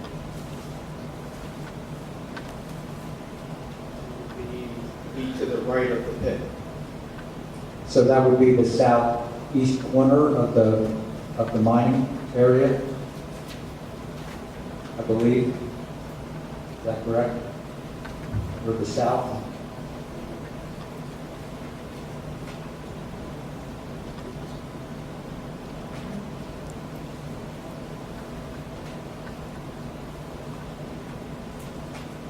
The compass legend is in the upper right-hand corner of the I plan. see it, I don't know if it'd be southeast, it would be east. Okay. So now, that was within the mining limits of the approved mining permit, correct? I would venture to say yes. Okay. Do you know how many tons of stone were blasted with that blast on November the 1st? Objection, there's no facts and evidence other than this photo that hasn't been substantiated, that has a date of November 1st, 2018. All right, I'll re-ask the question. Every time Pearson blasts, do you know what the average tonnage of stone is blasted? I do not. Isn't it stated in the DEP permits? I'm sure there's a record of it. Okay, but you do not know the amount of the stone being blasted? No. So from that blast, can you see the dust plume coming off of the blast? I see it, yes.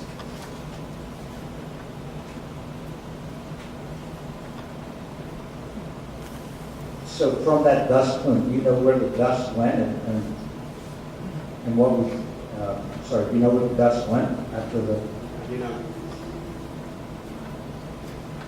do you know if the dust traveled onto other parcels of land? Objection, testified didn't know where it went. Sustained, yes. All right. Has Pearson conducted any sampling to determine if asbestos was contained in the dust or generated from that plume? I do not know. Has there been any testing for potential asphalt outside the blasted area? In other words, That's all. I'm sorry, asbestos, yes, asbestos. Has there been any testing of asbestos outside the blasted area for potential asbestos? I know there was some air monitoring set up.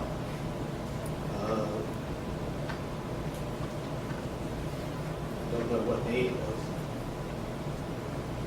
Radar testing. Has there been any testing off-site on neighboring properties to determine if asbestos reached any neighbor's properties? Yes, there was. And how was that testing conducted? I believe Compliance Plus set up whatever station they used to collect air samples. And they set them up on neighboring properties or just on the Hanson property? I'm not sure exactly where they set them up. There were some on the property and some were off-site. Okay. And do you know if any of those those monitoring has tested positive for asbestos yet or not? To the best of my knowledge, they were all non-detectable. Okay, I'm going to hand you the test report that proved positive for asbestos.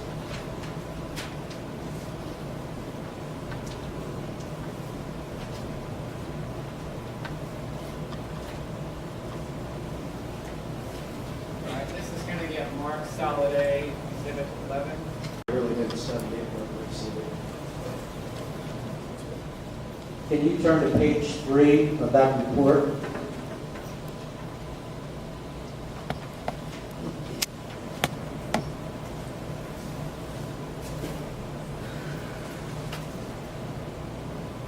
Who prepared the report? The company, I'm sorry, the company that prepared the report? Earth Register,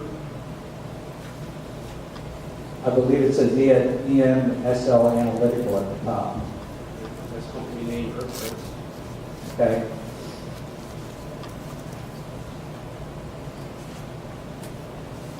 At the bottom of the page, it identifies 2 different samples that were taken, correct?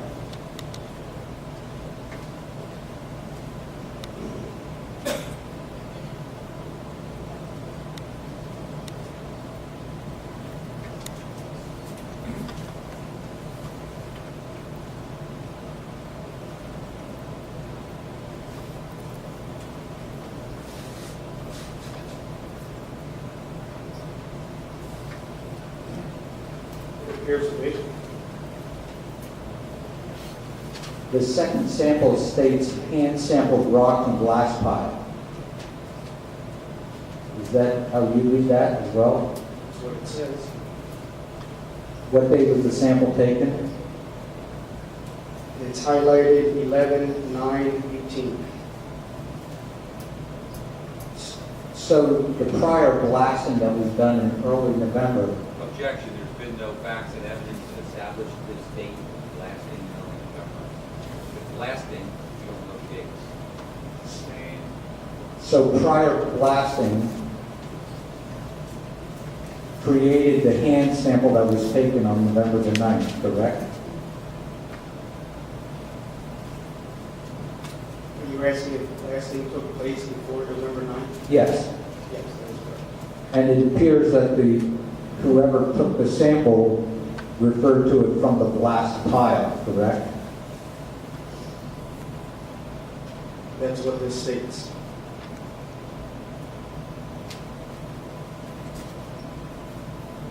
So turning to page 4,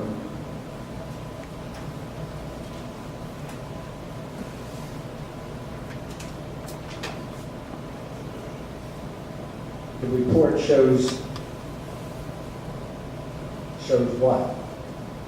It shows a piece of rock.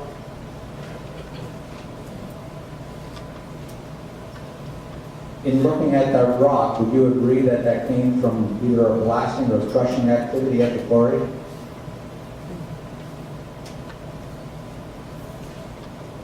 I didn't pick up the rocks. So I really- No, but looking at how the rock is structured, No, I don't know that. okay? On page 6 of the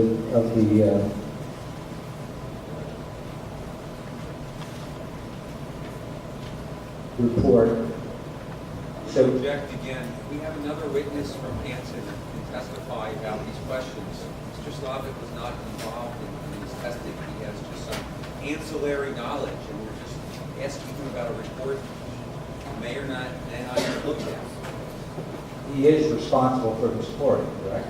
Mr. Soliday, what we're trying to do though is get someone who can testify regarding this exhibit such that we know what it means. And if we're asking a witness who doesn't have any knowledge of this exhibit or the testing or where the hand samples were taken from, those types of questions, it's not going to be real helpful to his own hearing board. I understand that, but he is the vice president of operations. He should know what goes on at the quarry, correct? But if you can lay a foundation that suggests that he can appropriately answer the questions that you're going to ask, then I'll allow you to ask them.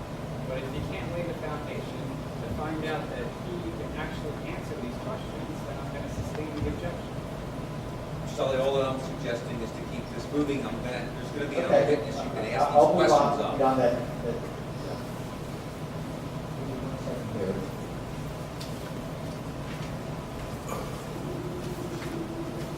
Because this was a hand sample from a blasted rock, there's no way of really knowing specifically where that rock came from, correct? That is correct.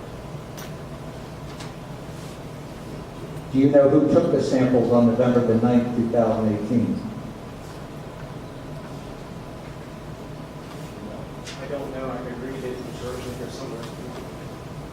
No, I don't need you to read it, but you do not know whether it was a Pearson employee, a representative from ERPRES, or a representative of EMSL, correct? That is correct.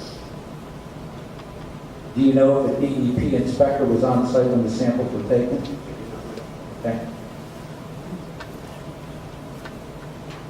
At the bottom of page 3, it states that the samples were received in the lab on November the 10th. Do you see that? Yes, I do. Okay, can you turn to page 1 now?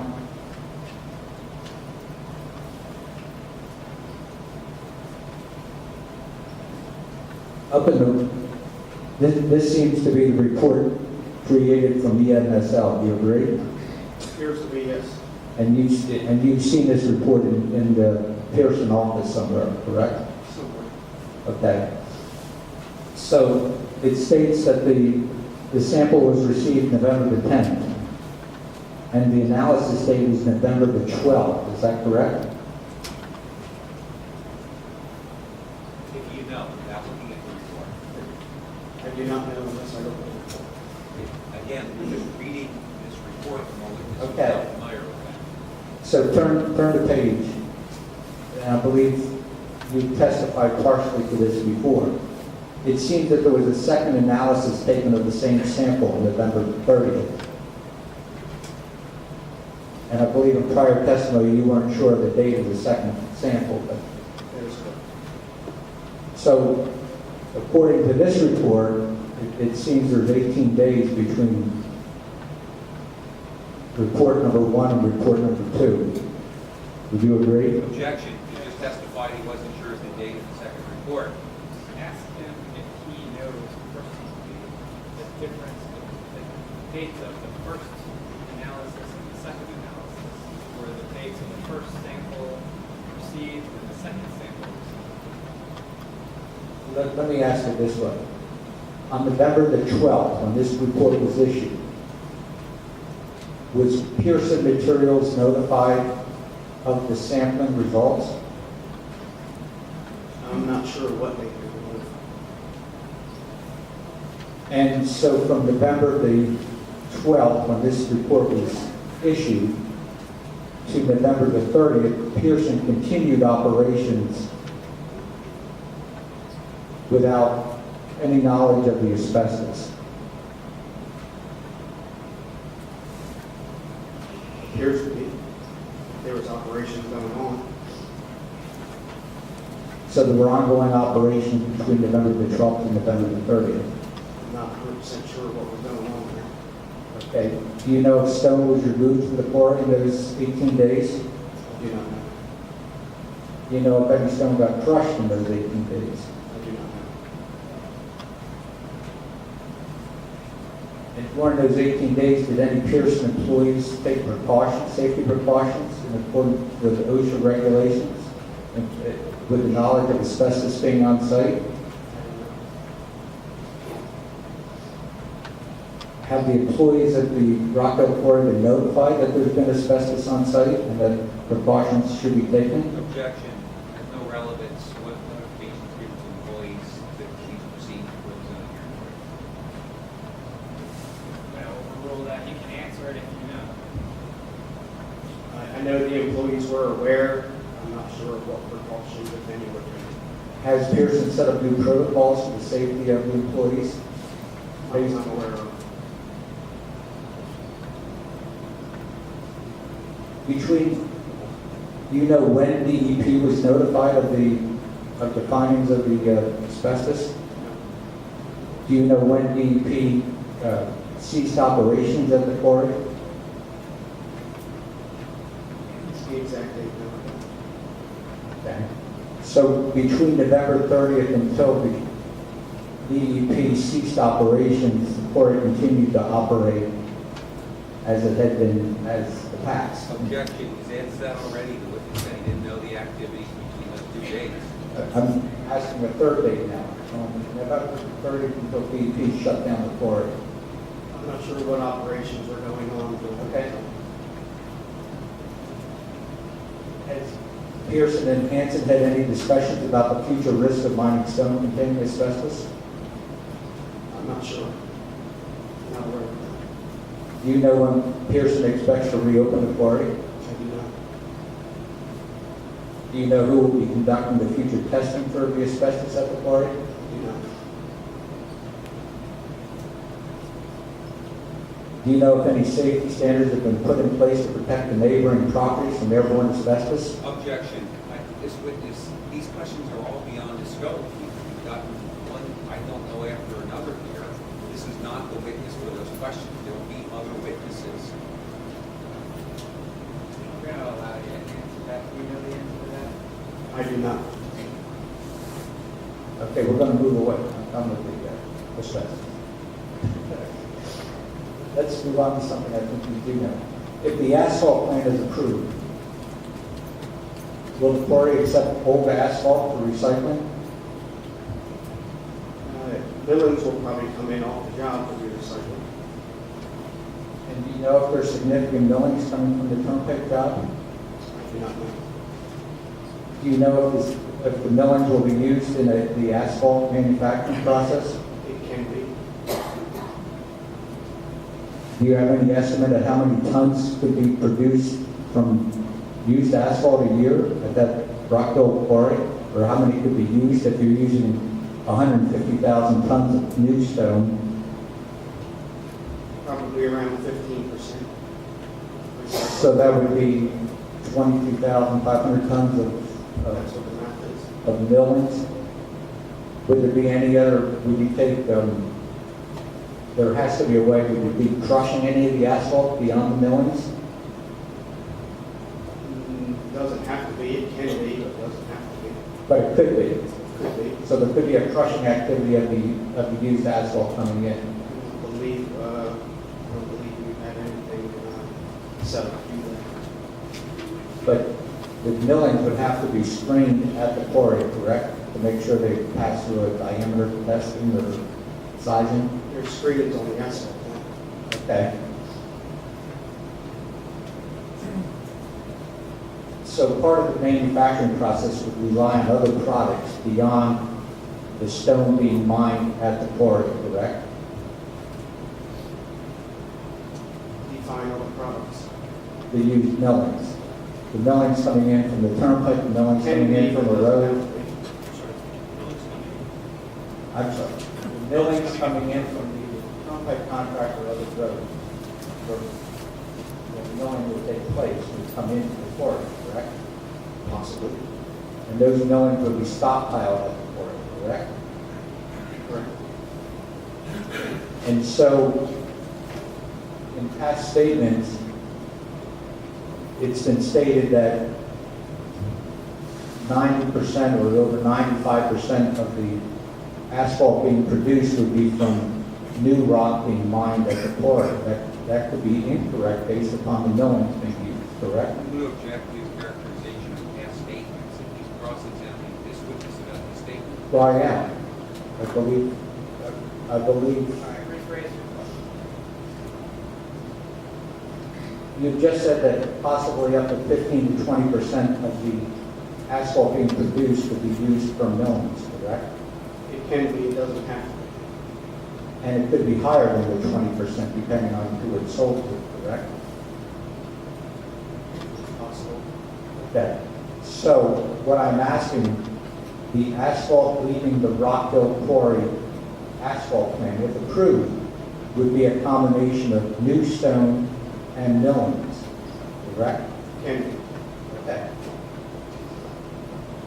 Now, will Pearson be charging when used asphalt comes into the plant if it comes in from an outside source? Objection, relevance. Yeah, I don't see the order.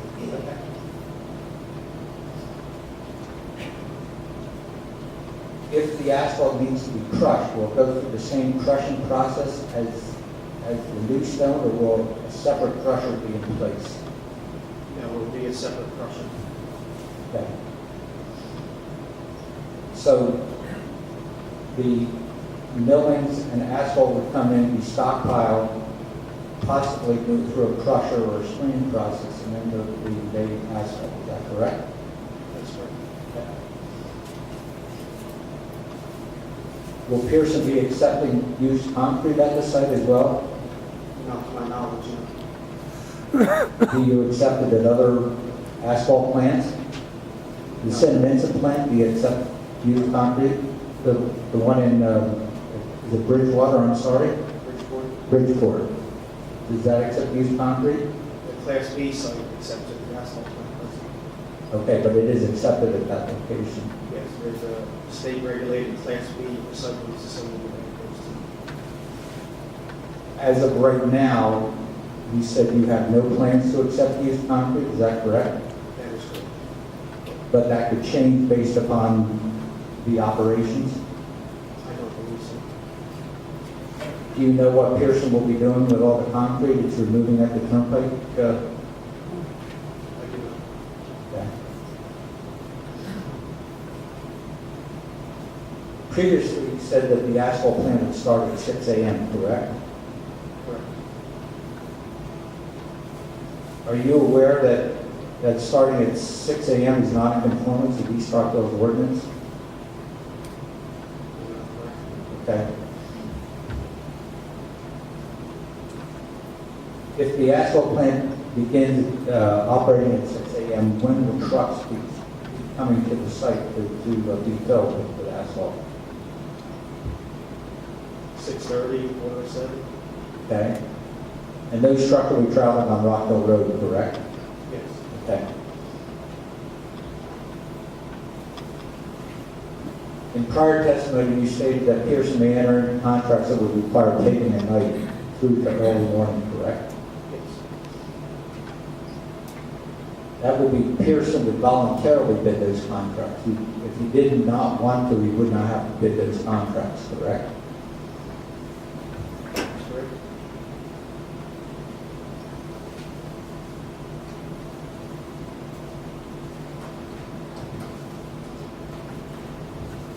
So during the evening and early morning operations, there would be trucks necessary to transport the asphalt from the quarry to the job site, correct? That is correct.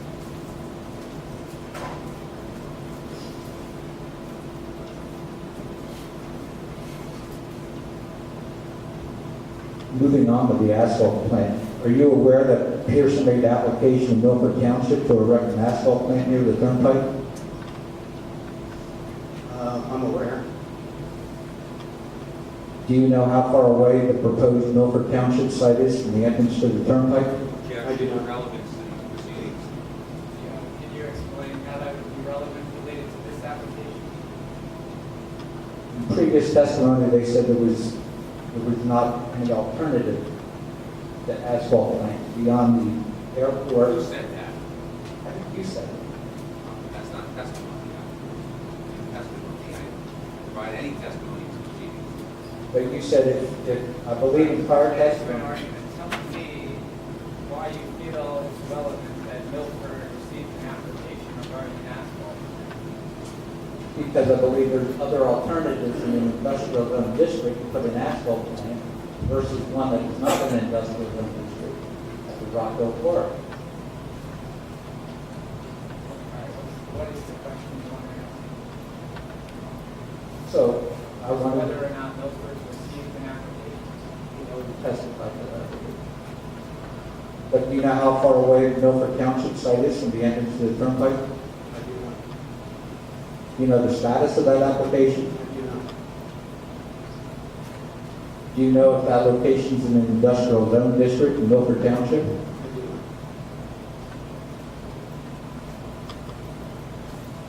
You do not know how many homes are in the proximity of the Milford Township site, do you? you.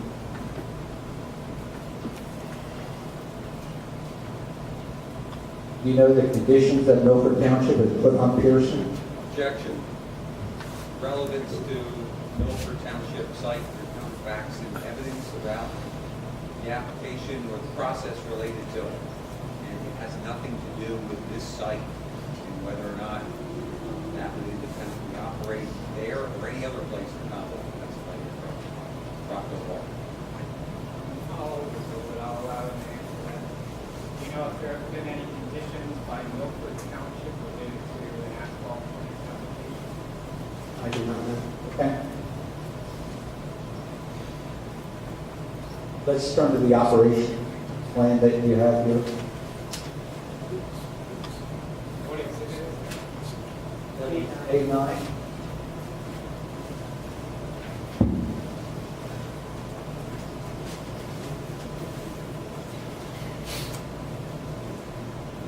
On page 3.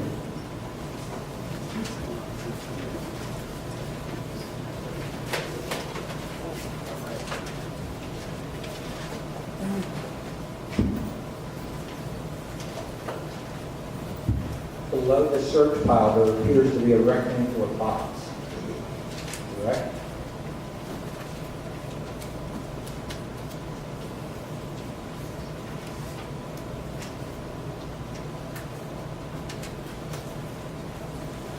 Yes.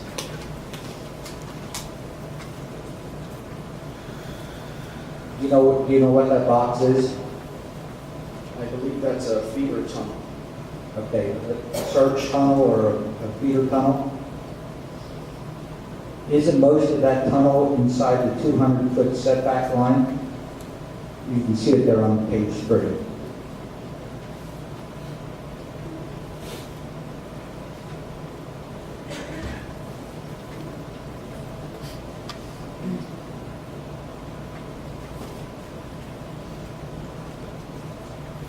You're talking about the blue dotted line? Not the black there, I'm sorry. It's the dotted line going right to the rectangle top. It goes along the boundary. It says mining setback. Correct. Isn't most of that surge tunnel located within the 200-foot setback line?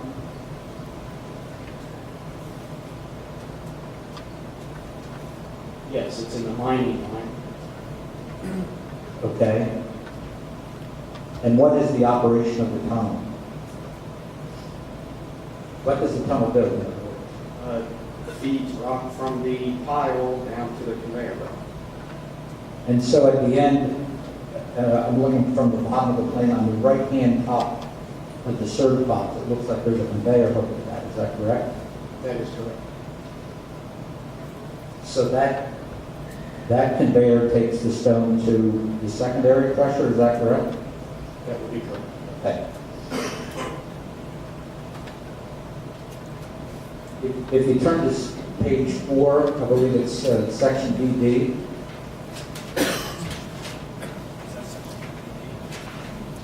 It's cross-section BD.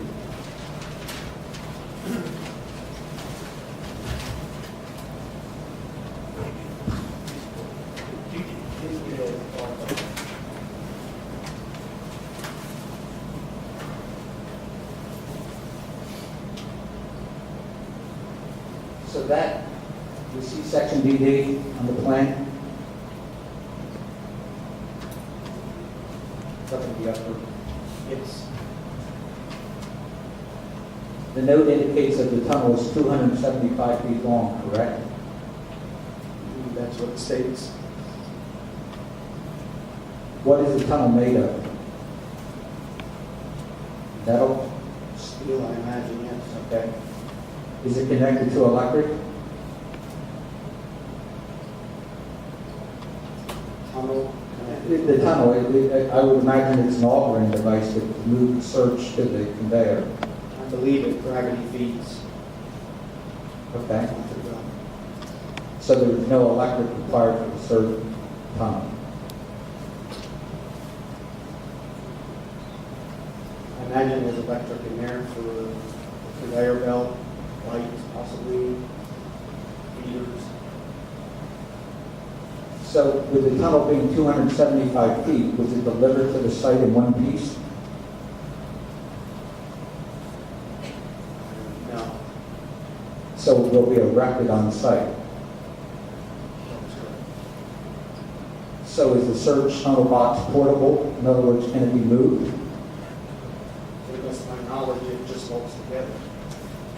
But it would have to be unbolted, picked up with a crane and moved to another site, correct? Portable. That's correct. In other words, the surge tunnel is not on wheels, cannot be propelled from that location, self-propelled. No, it cannot. Do you know how long the conveyor from the surge tunnel is to the secondary crusher? I do not. Going back to section DD, you see the conveyor that moves the surge from the primary crusher to the pile?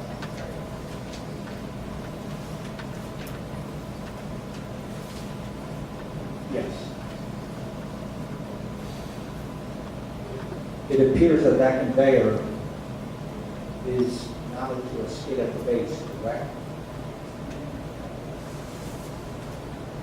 Yes, it appears to be. Midway through the conveyor, it seems that there's wheels on the conveyor. Correct? Correct. What are the wheels used for? I'm going to object, we're really getting into the weeds of this equipment. I mean, this is a zoning proceeding to discuss zoning-related issues with the project. We've given an overview as to the activities, but the details as to assembly, the equipment itself, I believe, is just beyond the scope of these proceedings. I don't mind a little bit of leeway here, but we're really getting deep into the weeds. It seems that, it seems Mr. Hume testified that this equipment was portable inside the 200-foot setback and could be moved outside of the 200-foot setback if Pearson needed it to be moved. I never heard of any such testimony that we would be moving it inside or outside the 200-foot setback. Well, right now, the question merely is, what are the wheels used for with respect to the conveyor belt? So I'm going to allow that question to be answered.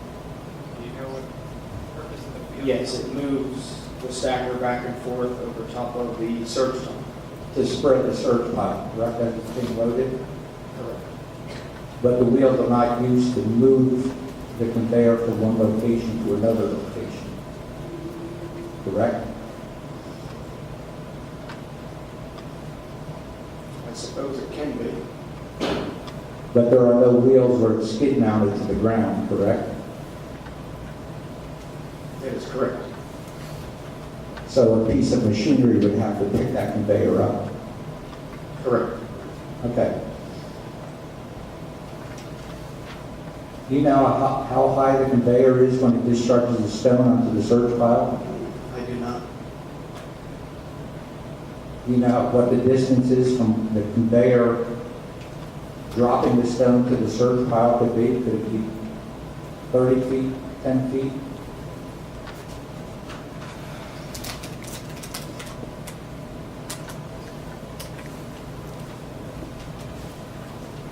I don't know. I could guess 20, 30 feet possibly. What limits the dust coming off of that stone leaving the conveyor and hitting the top of the pile? Won't dust be created when that happens? I believe there's a water spray system on it. Is the water straight system used all the time? Should be.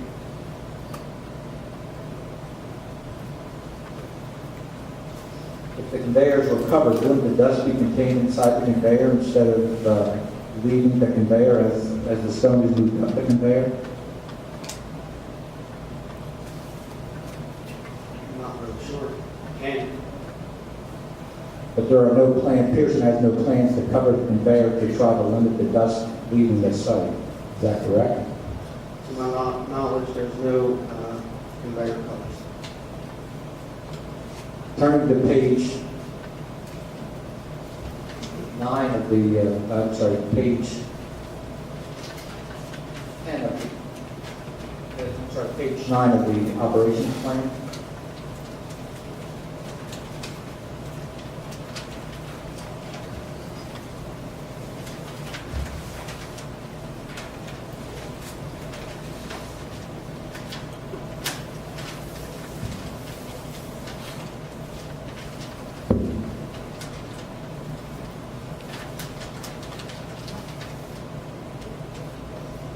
You see how the truck traffic and loader traffic would be moving along the 5 different piles of stone that are 5 different piles of stone?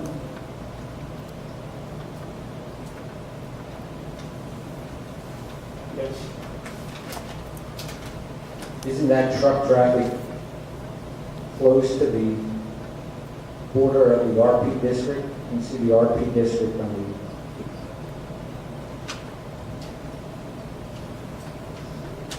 The CRP district. resource protected, I'm sorry. It appears that the trucks are traveling along the boundary line of the property. Is that correct? According to that plan?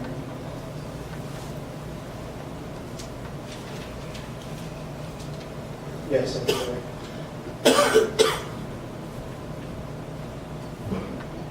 So every time the truck will be loaded with what?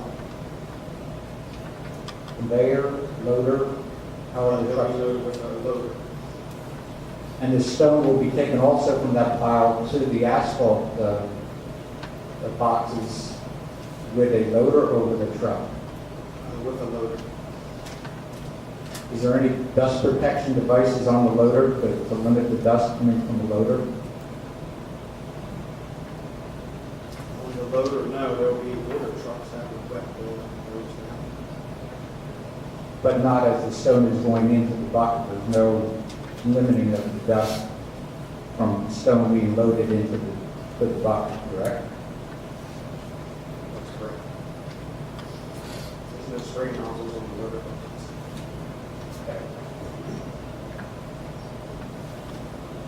I'm going to show you a picture of the truck being loaded at Rockland Quarry.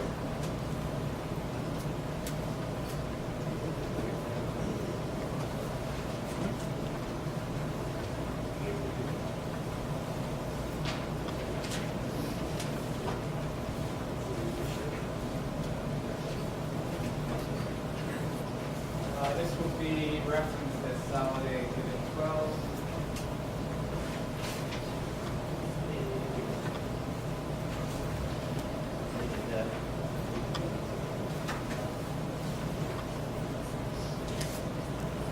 This picture shows a loader loading a truck, correct? Yes. And this would be typical of loading a truck at the Rockville Quarry, correct? No, that's not. Why is that not typical? I can't say this is what Rock Hill looks like. But a loader bucket, similar to the loader bucket in this picture, appears to be loading a tri-axle truck. It's loaded something, I can't say it's a construction vehicle, or what the sign says on the back. Okay.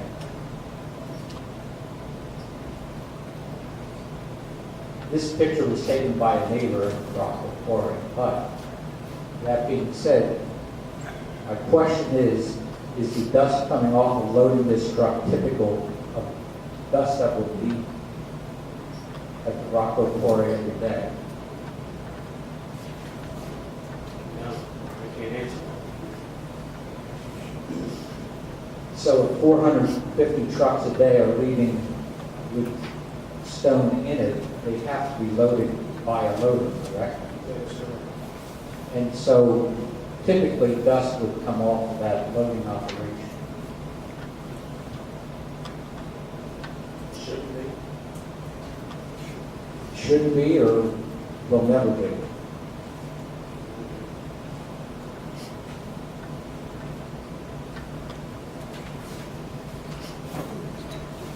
So my question is, oh, I'm sorry. My question to you is, what is Pearson doing to limit the dust leaving the property when trucks are traveling within 20 feet of the property and being loaded in that same proximity to limit the dust leaving the site? What are the plans for Pearson to limit the dust? The plans are to let the roads down with the water truck. And there should be spray nozzles on the conveyor once wetting the property when it comes off, so it should be wet as it's being loaded into the truck site. Well, the conveyors would load the stockpiles at a different time that the trucks are being loaded. The operation isn't simultaneously. The stone coming out of the conveyor is not necessarily the stone going into that particular truck at that moment, correct? They're taking it from a stockpile, by the way. It's being loaded by the conveyor. That's correct. But the pile of stone sitting on site is not continuously wet, correct? You don't re-wet the pile. We can if we have to, but as it's being wet, as it's coming off the belt, it goes into a pile and it doesn't dry out right away. The pile stays wet. Okay, but in this particular picture, which I I understand. don't know, this picture's, I understand that. On this particular picture, there was no water control system in place. Objection, there's no way to tell that from this picture, nor is there any substantiation that this picture came from the Rockwell quarry, when it was taken and what it's of. It's the same. Okay.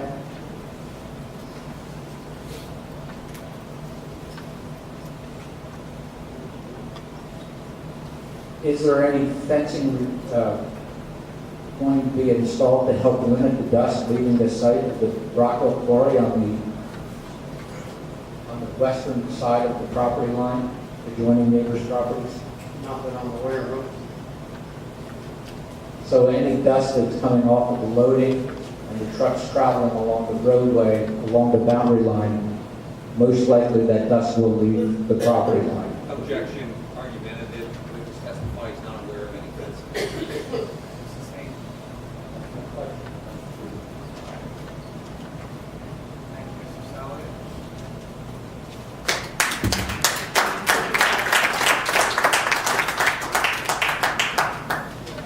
Are there other people who have party status who wish to come forward? I see one hand. Come forward, sir.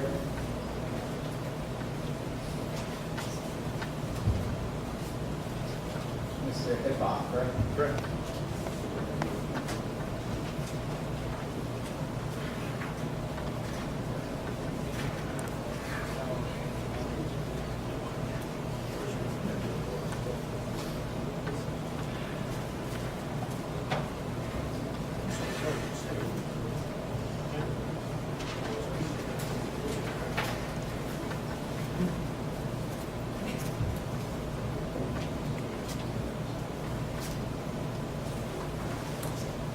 How you doing?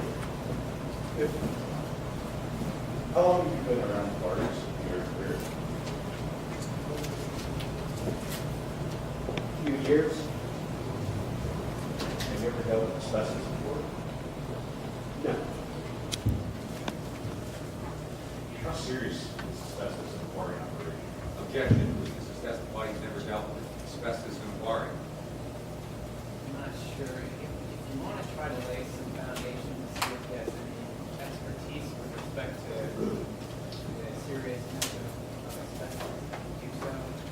But if he doesn't have the expertise, I don't know what his opinion would matter. So you testified that the Consolidated 11, the report about the asbestos on from individuals RES or whatever the name was. You said you received that, but you didn't really look at it.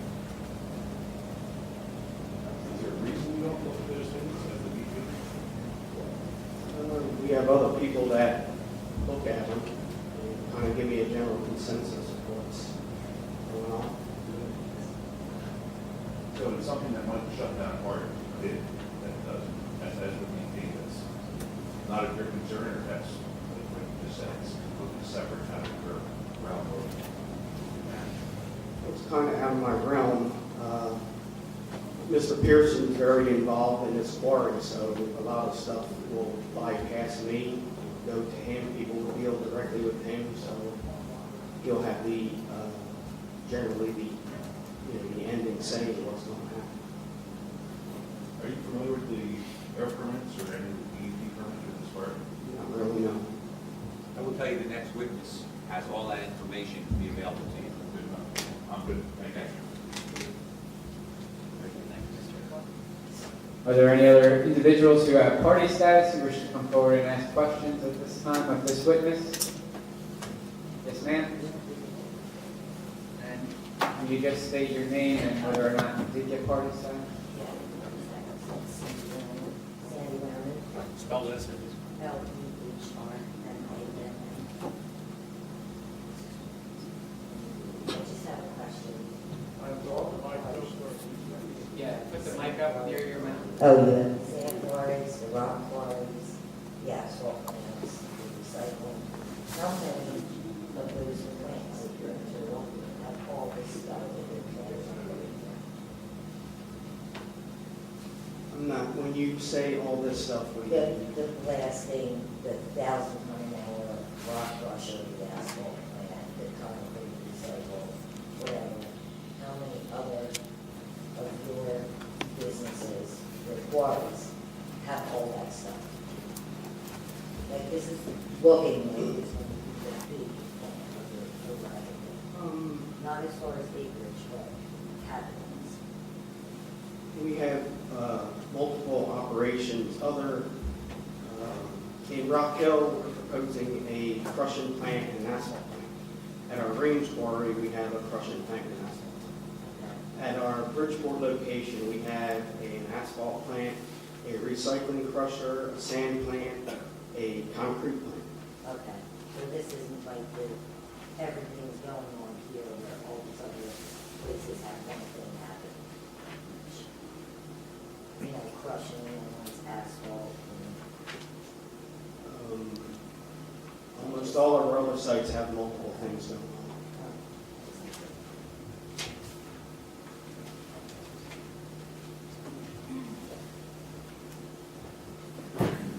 Are there any other individuals with party status who wish to come forward and ask questions of the witness? Okay, seeing no response. Mr. Dunlop, you have redirect. Nope, I'm going to call my next witness, Andrew Gutschall. We got Okay. Questions?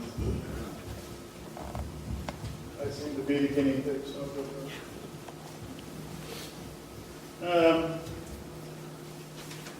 first question I have is the asbestos results and the directions you were given, clarified tonight.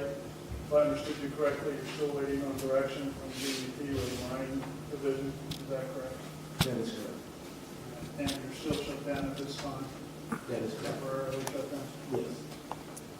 Hours of operation, could you explain the hours of operation for the plant and what the projected hours of operation would be if the asphalt plant was approved? So the normal typical hours for the quarry would be, I believe it's 6 to 4. and for the asphalt plant? 7 to 5. And if I recall correctly, before you said the asphalt plant would have to start up about half hour to 45 minutes ahead of time to get the asphalt out again, is that correct? That is correct. So it's correct.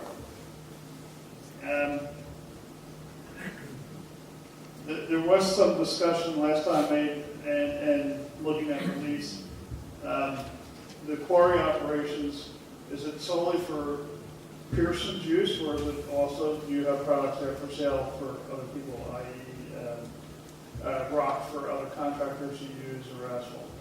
Yes, it would be for other contractors also. It would be for others, okay.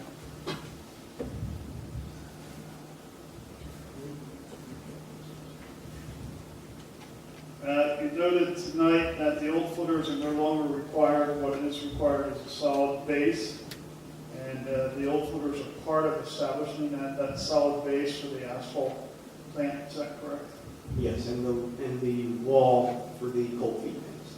The wall and Is the that ramp. still the same as it was 20, 30 years ago, or are you also using that just as a solid base for the new equipment? No, that would be the wall and the ramp that's still there. Oh, okay. You mentioned tonight about the percentage of millings that would go into the asphalt. I know each state's a little bit different. Some states require that you do 10 to 15%. Do you know what the regulations are in Pennsylvania? I do not. What are they in New Jersey? New Jersey is 20% in base and 15% in top. 50% in top. Dust control. You mentioned tonight about a watering of the roadway and a sprinkler system on the conveyor belts. I actually know what you're talking about, but could you explain that a little bit more? How do you water the roadways? Would be with a motorized water truck that has a tank on it. So as it gets dusty, he rides around. It's not something that's spraying all the time and creating washouts or anything like that. It's just when the dust arises. That is correct.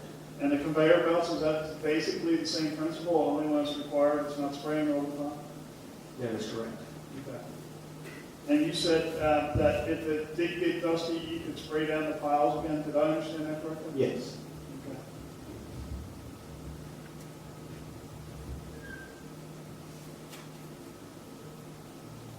Mr. Solly brought up a DEP report from the late 70s about the asbestos.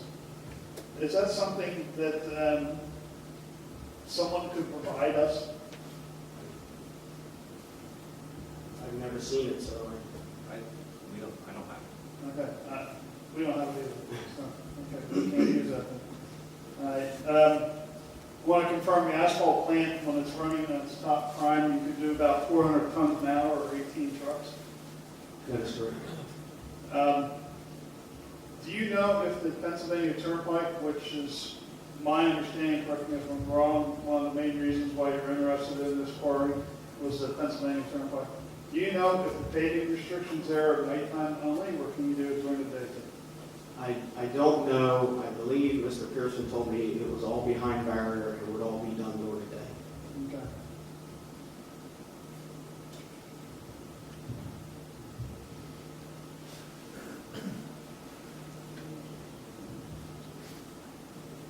That's all I have at this time, Mr. Chairman.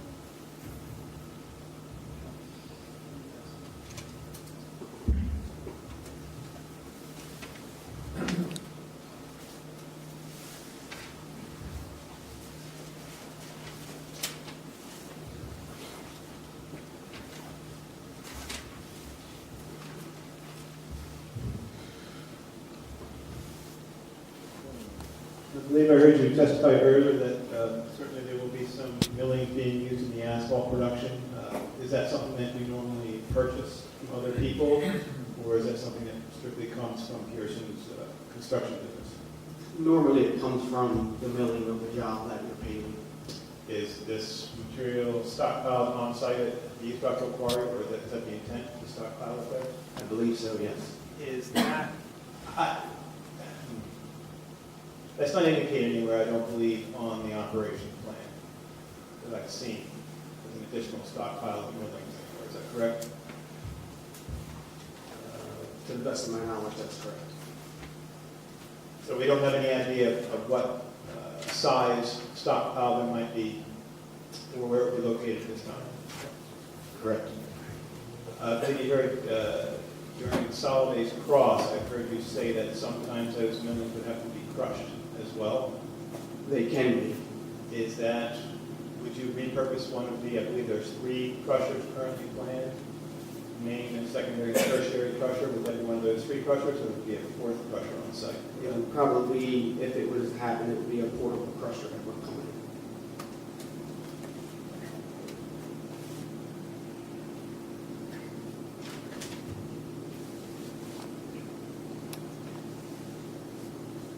During Pratt's cross-examination, I just want a clarification here. You, I believe, stated that the secondary crusher would be inside the building, and the tertiary crusher as well?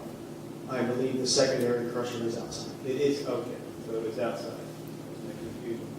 The tertiary crusher is inside, though. That is correct. Is that completely enclosed in a building, or is that just a roof overhead? It would be completely enclosed.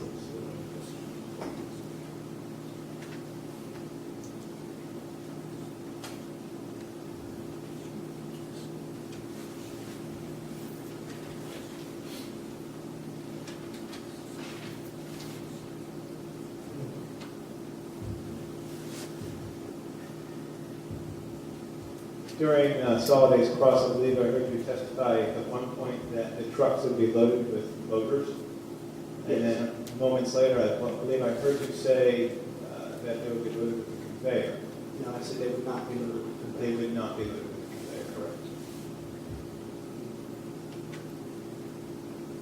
Just a moment ago, you stated that some of the dust mitigation would be done with, say, sprayers on the conveyors as well as spray trucks that would drive around the site. Who determines when to spray? Is there a guideline? Are there measurements taken? Not that I'm aware of, it would generally just be, when the material would be getting dry. So it's up to the operator, maybe you or somebody else at the site that day to determine when it's time to start spraying? Somebody, but normally they would, someone would be, it'd be someone's job that's what they would just handle. That's all I have. Let's start with the nightly hours first.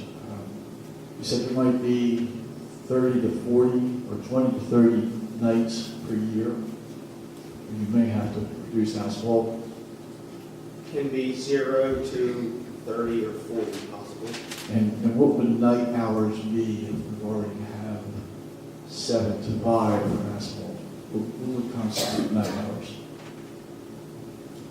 I guess 6 to 4 in the morning, 5 in the morning, overnight. So 6 in the evening to 4 or 5 in the morning. Yes. Okay. The number 2 oil for the heat source, how much will you store on site? If you're using 8,000 roughly a day, Probably a 12,000 gallon tank. so you would only have a day and a half's worth of storage. So you would be bringing a truck in every day to at least replenish that. If you ran that much, yes. Right. Okay, and I've got all kinds of different numbers for the hours of operation of an asphalt plant. I have 6 to 4, I have 7 to 5, I have 6 to 5. So what are the hours for the operation of the asphalt plant? Would be 7 to 5. 7 to 5. And given a 30-minute prep time to heat up, would that begin at 7 or would that begin at 6:30? So begin at 6:30. So 6:30 to start heating up, okay? There was an estimate given for how much rock would be used in the asphalt process. It was roughly 20%. What's the other 80%? Would be sold outside of the gate. Be sold outside of the gate. 20% would be used internally in asphalt, the rest would be sold out of the gate. Okay, the other 80% that goes into the asphalt. Oh, I'm sorry.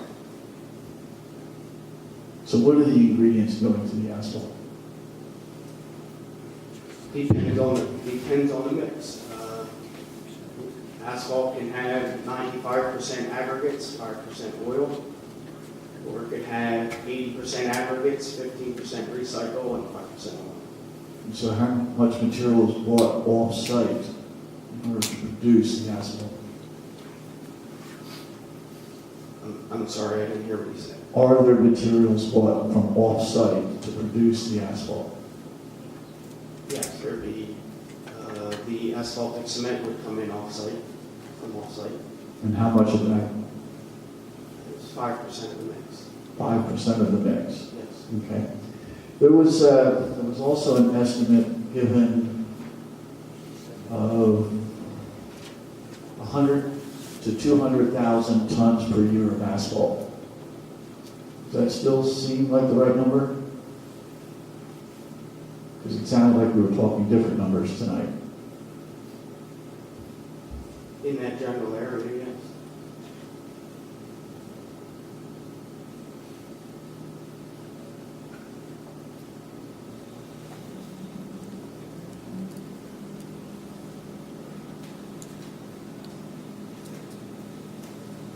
And how many trucks per day or night are you anticipating for asphalt only leaving the plant?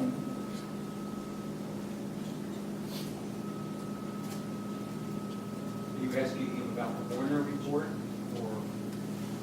I'm asking on an average day, how many trucks a day will be leaving with asphalt in the trucks at 22 tons per truck?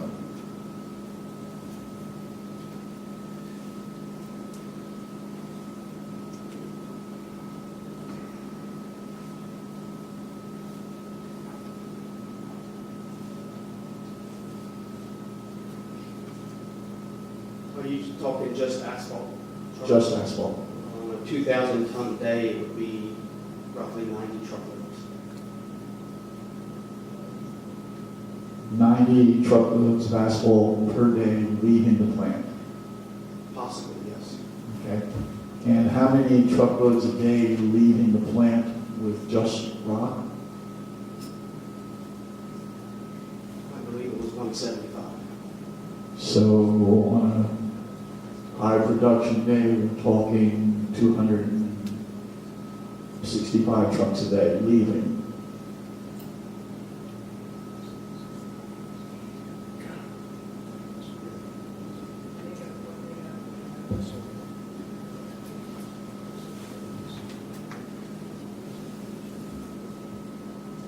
Could be worst case scenario. Okay. Given capacity. Correct.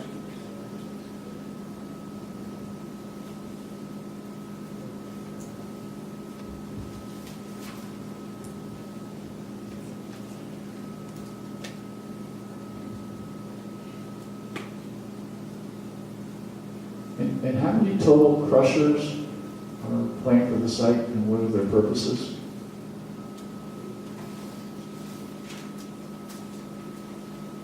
I believe there's 3 crushers, primary crusher, secondary crusher, and tertiary crusher.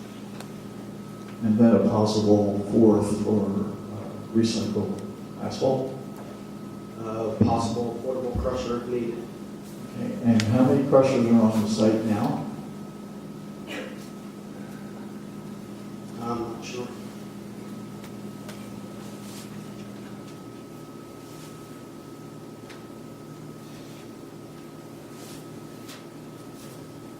The bag housing, it's collecting dust.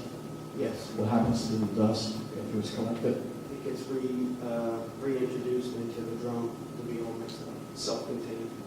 To make, It's reintroduced into the drum. It's a self-contained unit. be added back to asphalt? Yes.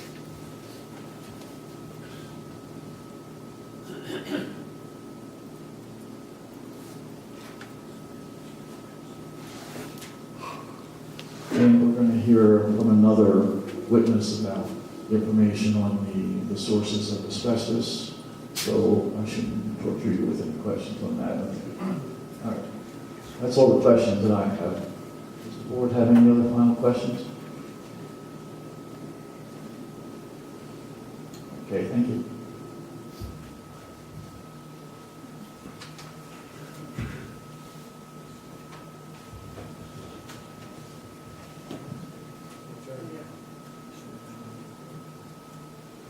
Mr. Gunlock, I know you were intending to call another witness.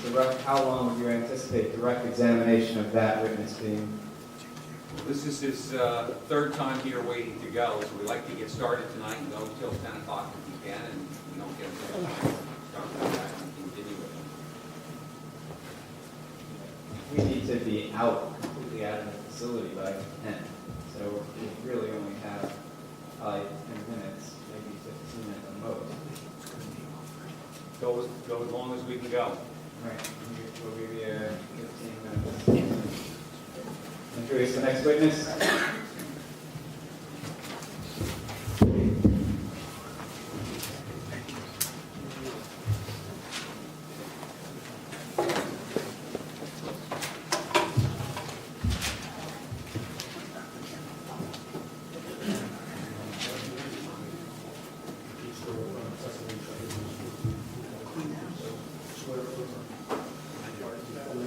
Andrew J. Dutchall, G-U-T-S-H-A-L-L.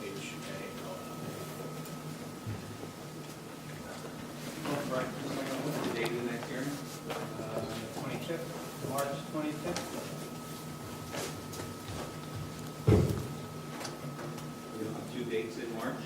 2 dates in April. We have 2 in April, but one in March.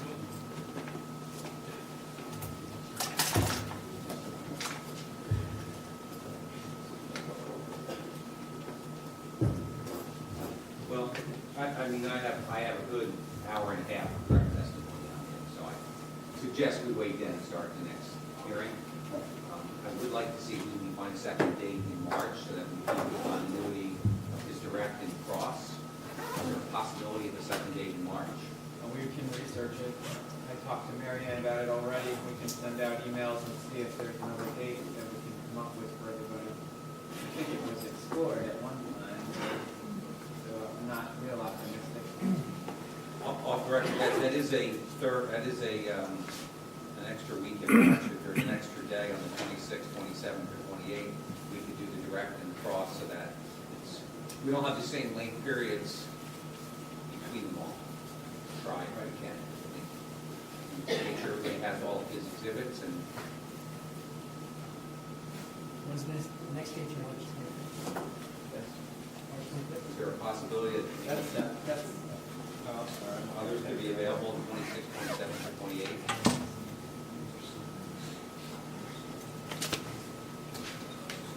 That's the 4th week of the month. Not a Okay. But, yeah, I'm available Wednesday, 27th, or Thursday, the 28th. How's the 27th looks for everybody? I'm good with 28. I'm around. What are we talking? 27th or 28th? You're in this facility of them? You're right. I think that's part of the problem, is what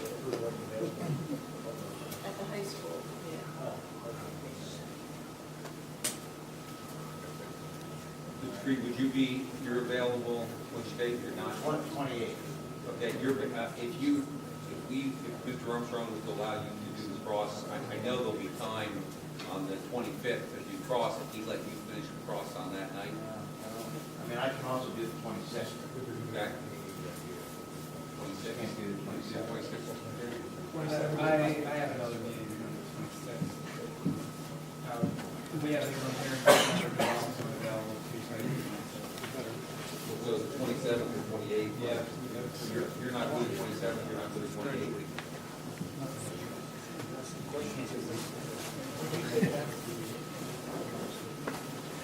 I have to duck.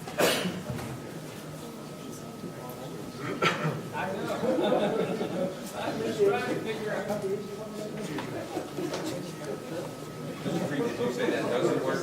I don't think it works for one of the. No, I'm saying the 27th, you could do, we gave you, Mr. Armstrong yielded, so we gave you the 25th to cross. I don't think it's 27th. Oh, okay. Yeah, that's what I heard. Thursday, the 29th. Have somebody, you do your cross on the 25th.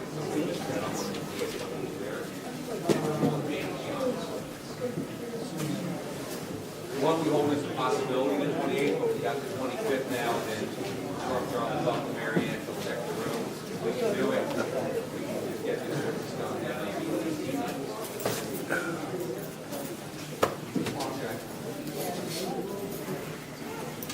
Yeah, okay, that's usually your cross the first night. Okay, thank you. You want to go back on the record and continue that?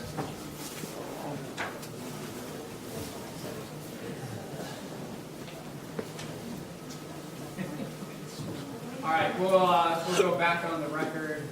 The next meeting we have is Monday, March 25th, 6 o'clock at the same location. For tonight's purposes, our testimony is ended, and we'll entertain a motion to adjourn. So moved. All those in favor, by saying aye? Aye. Aye. As it shows, yes, unanimous.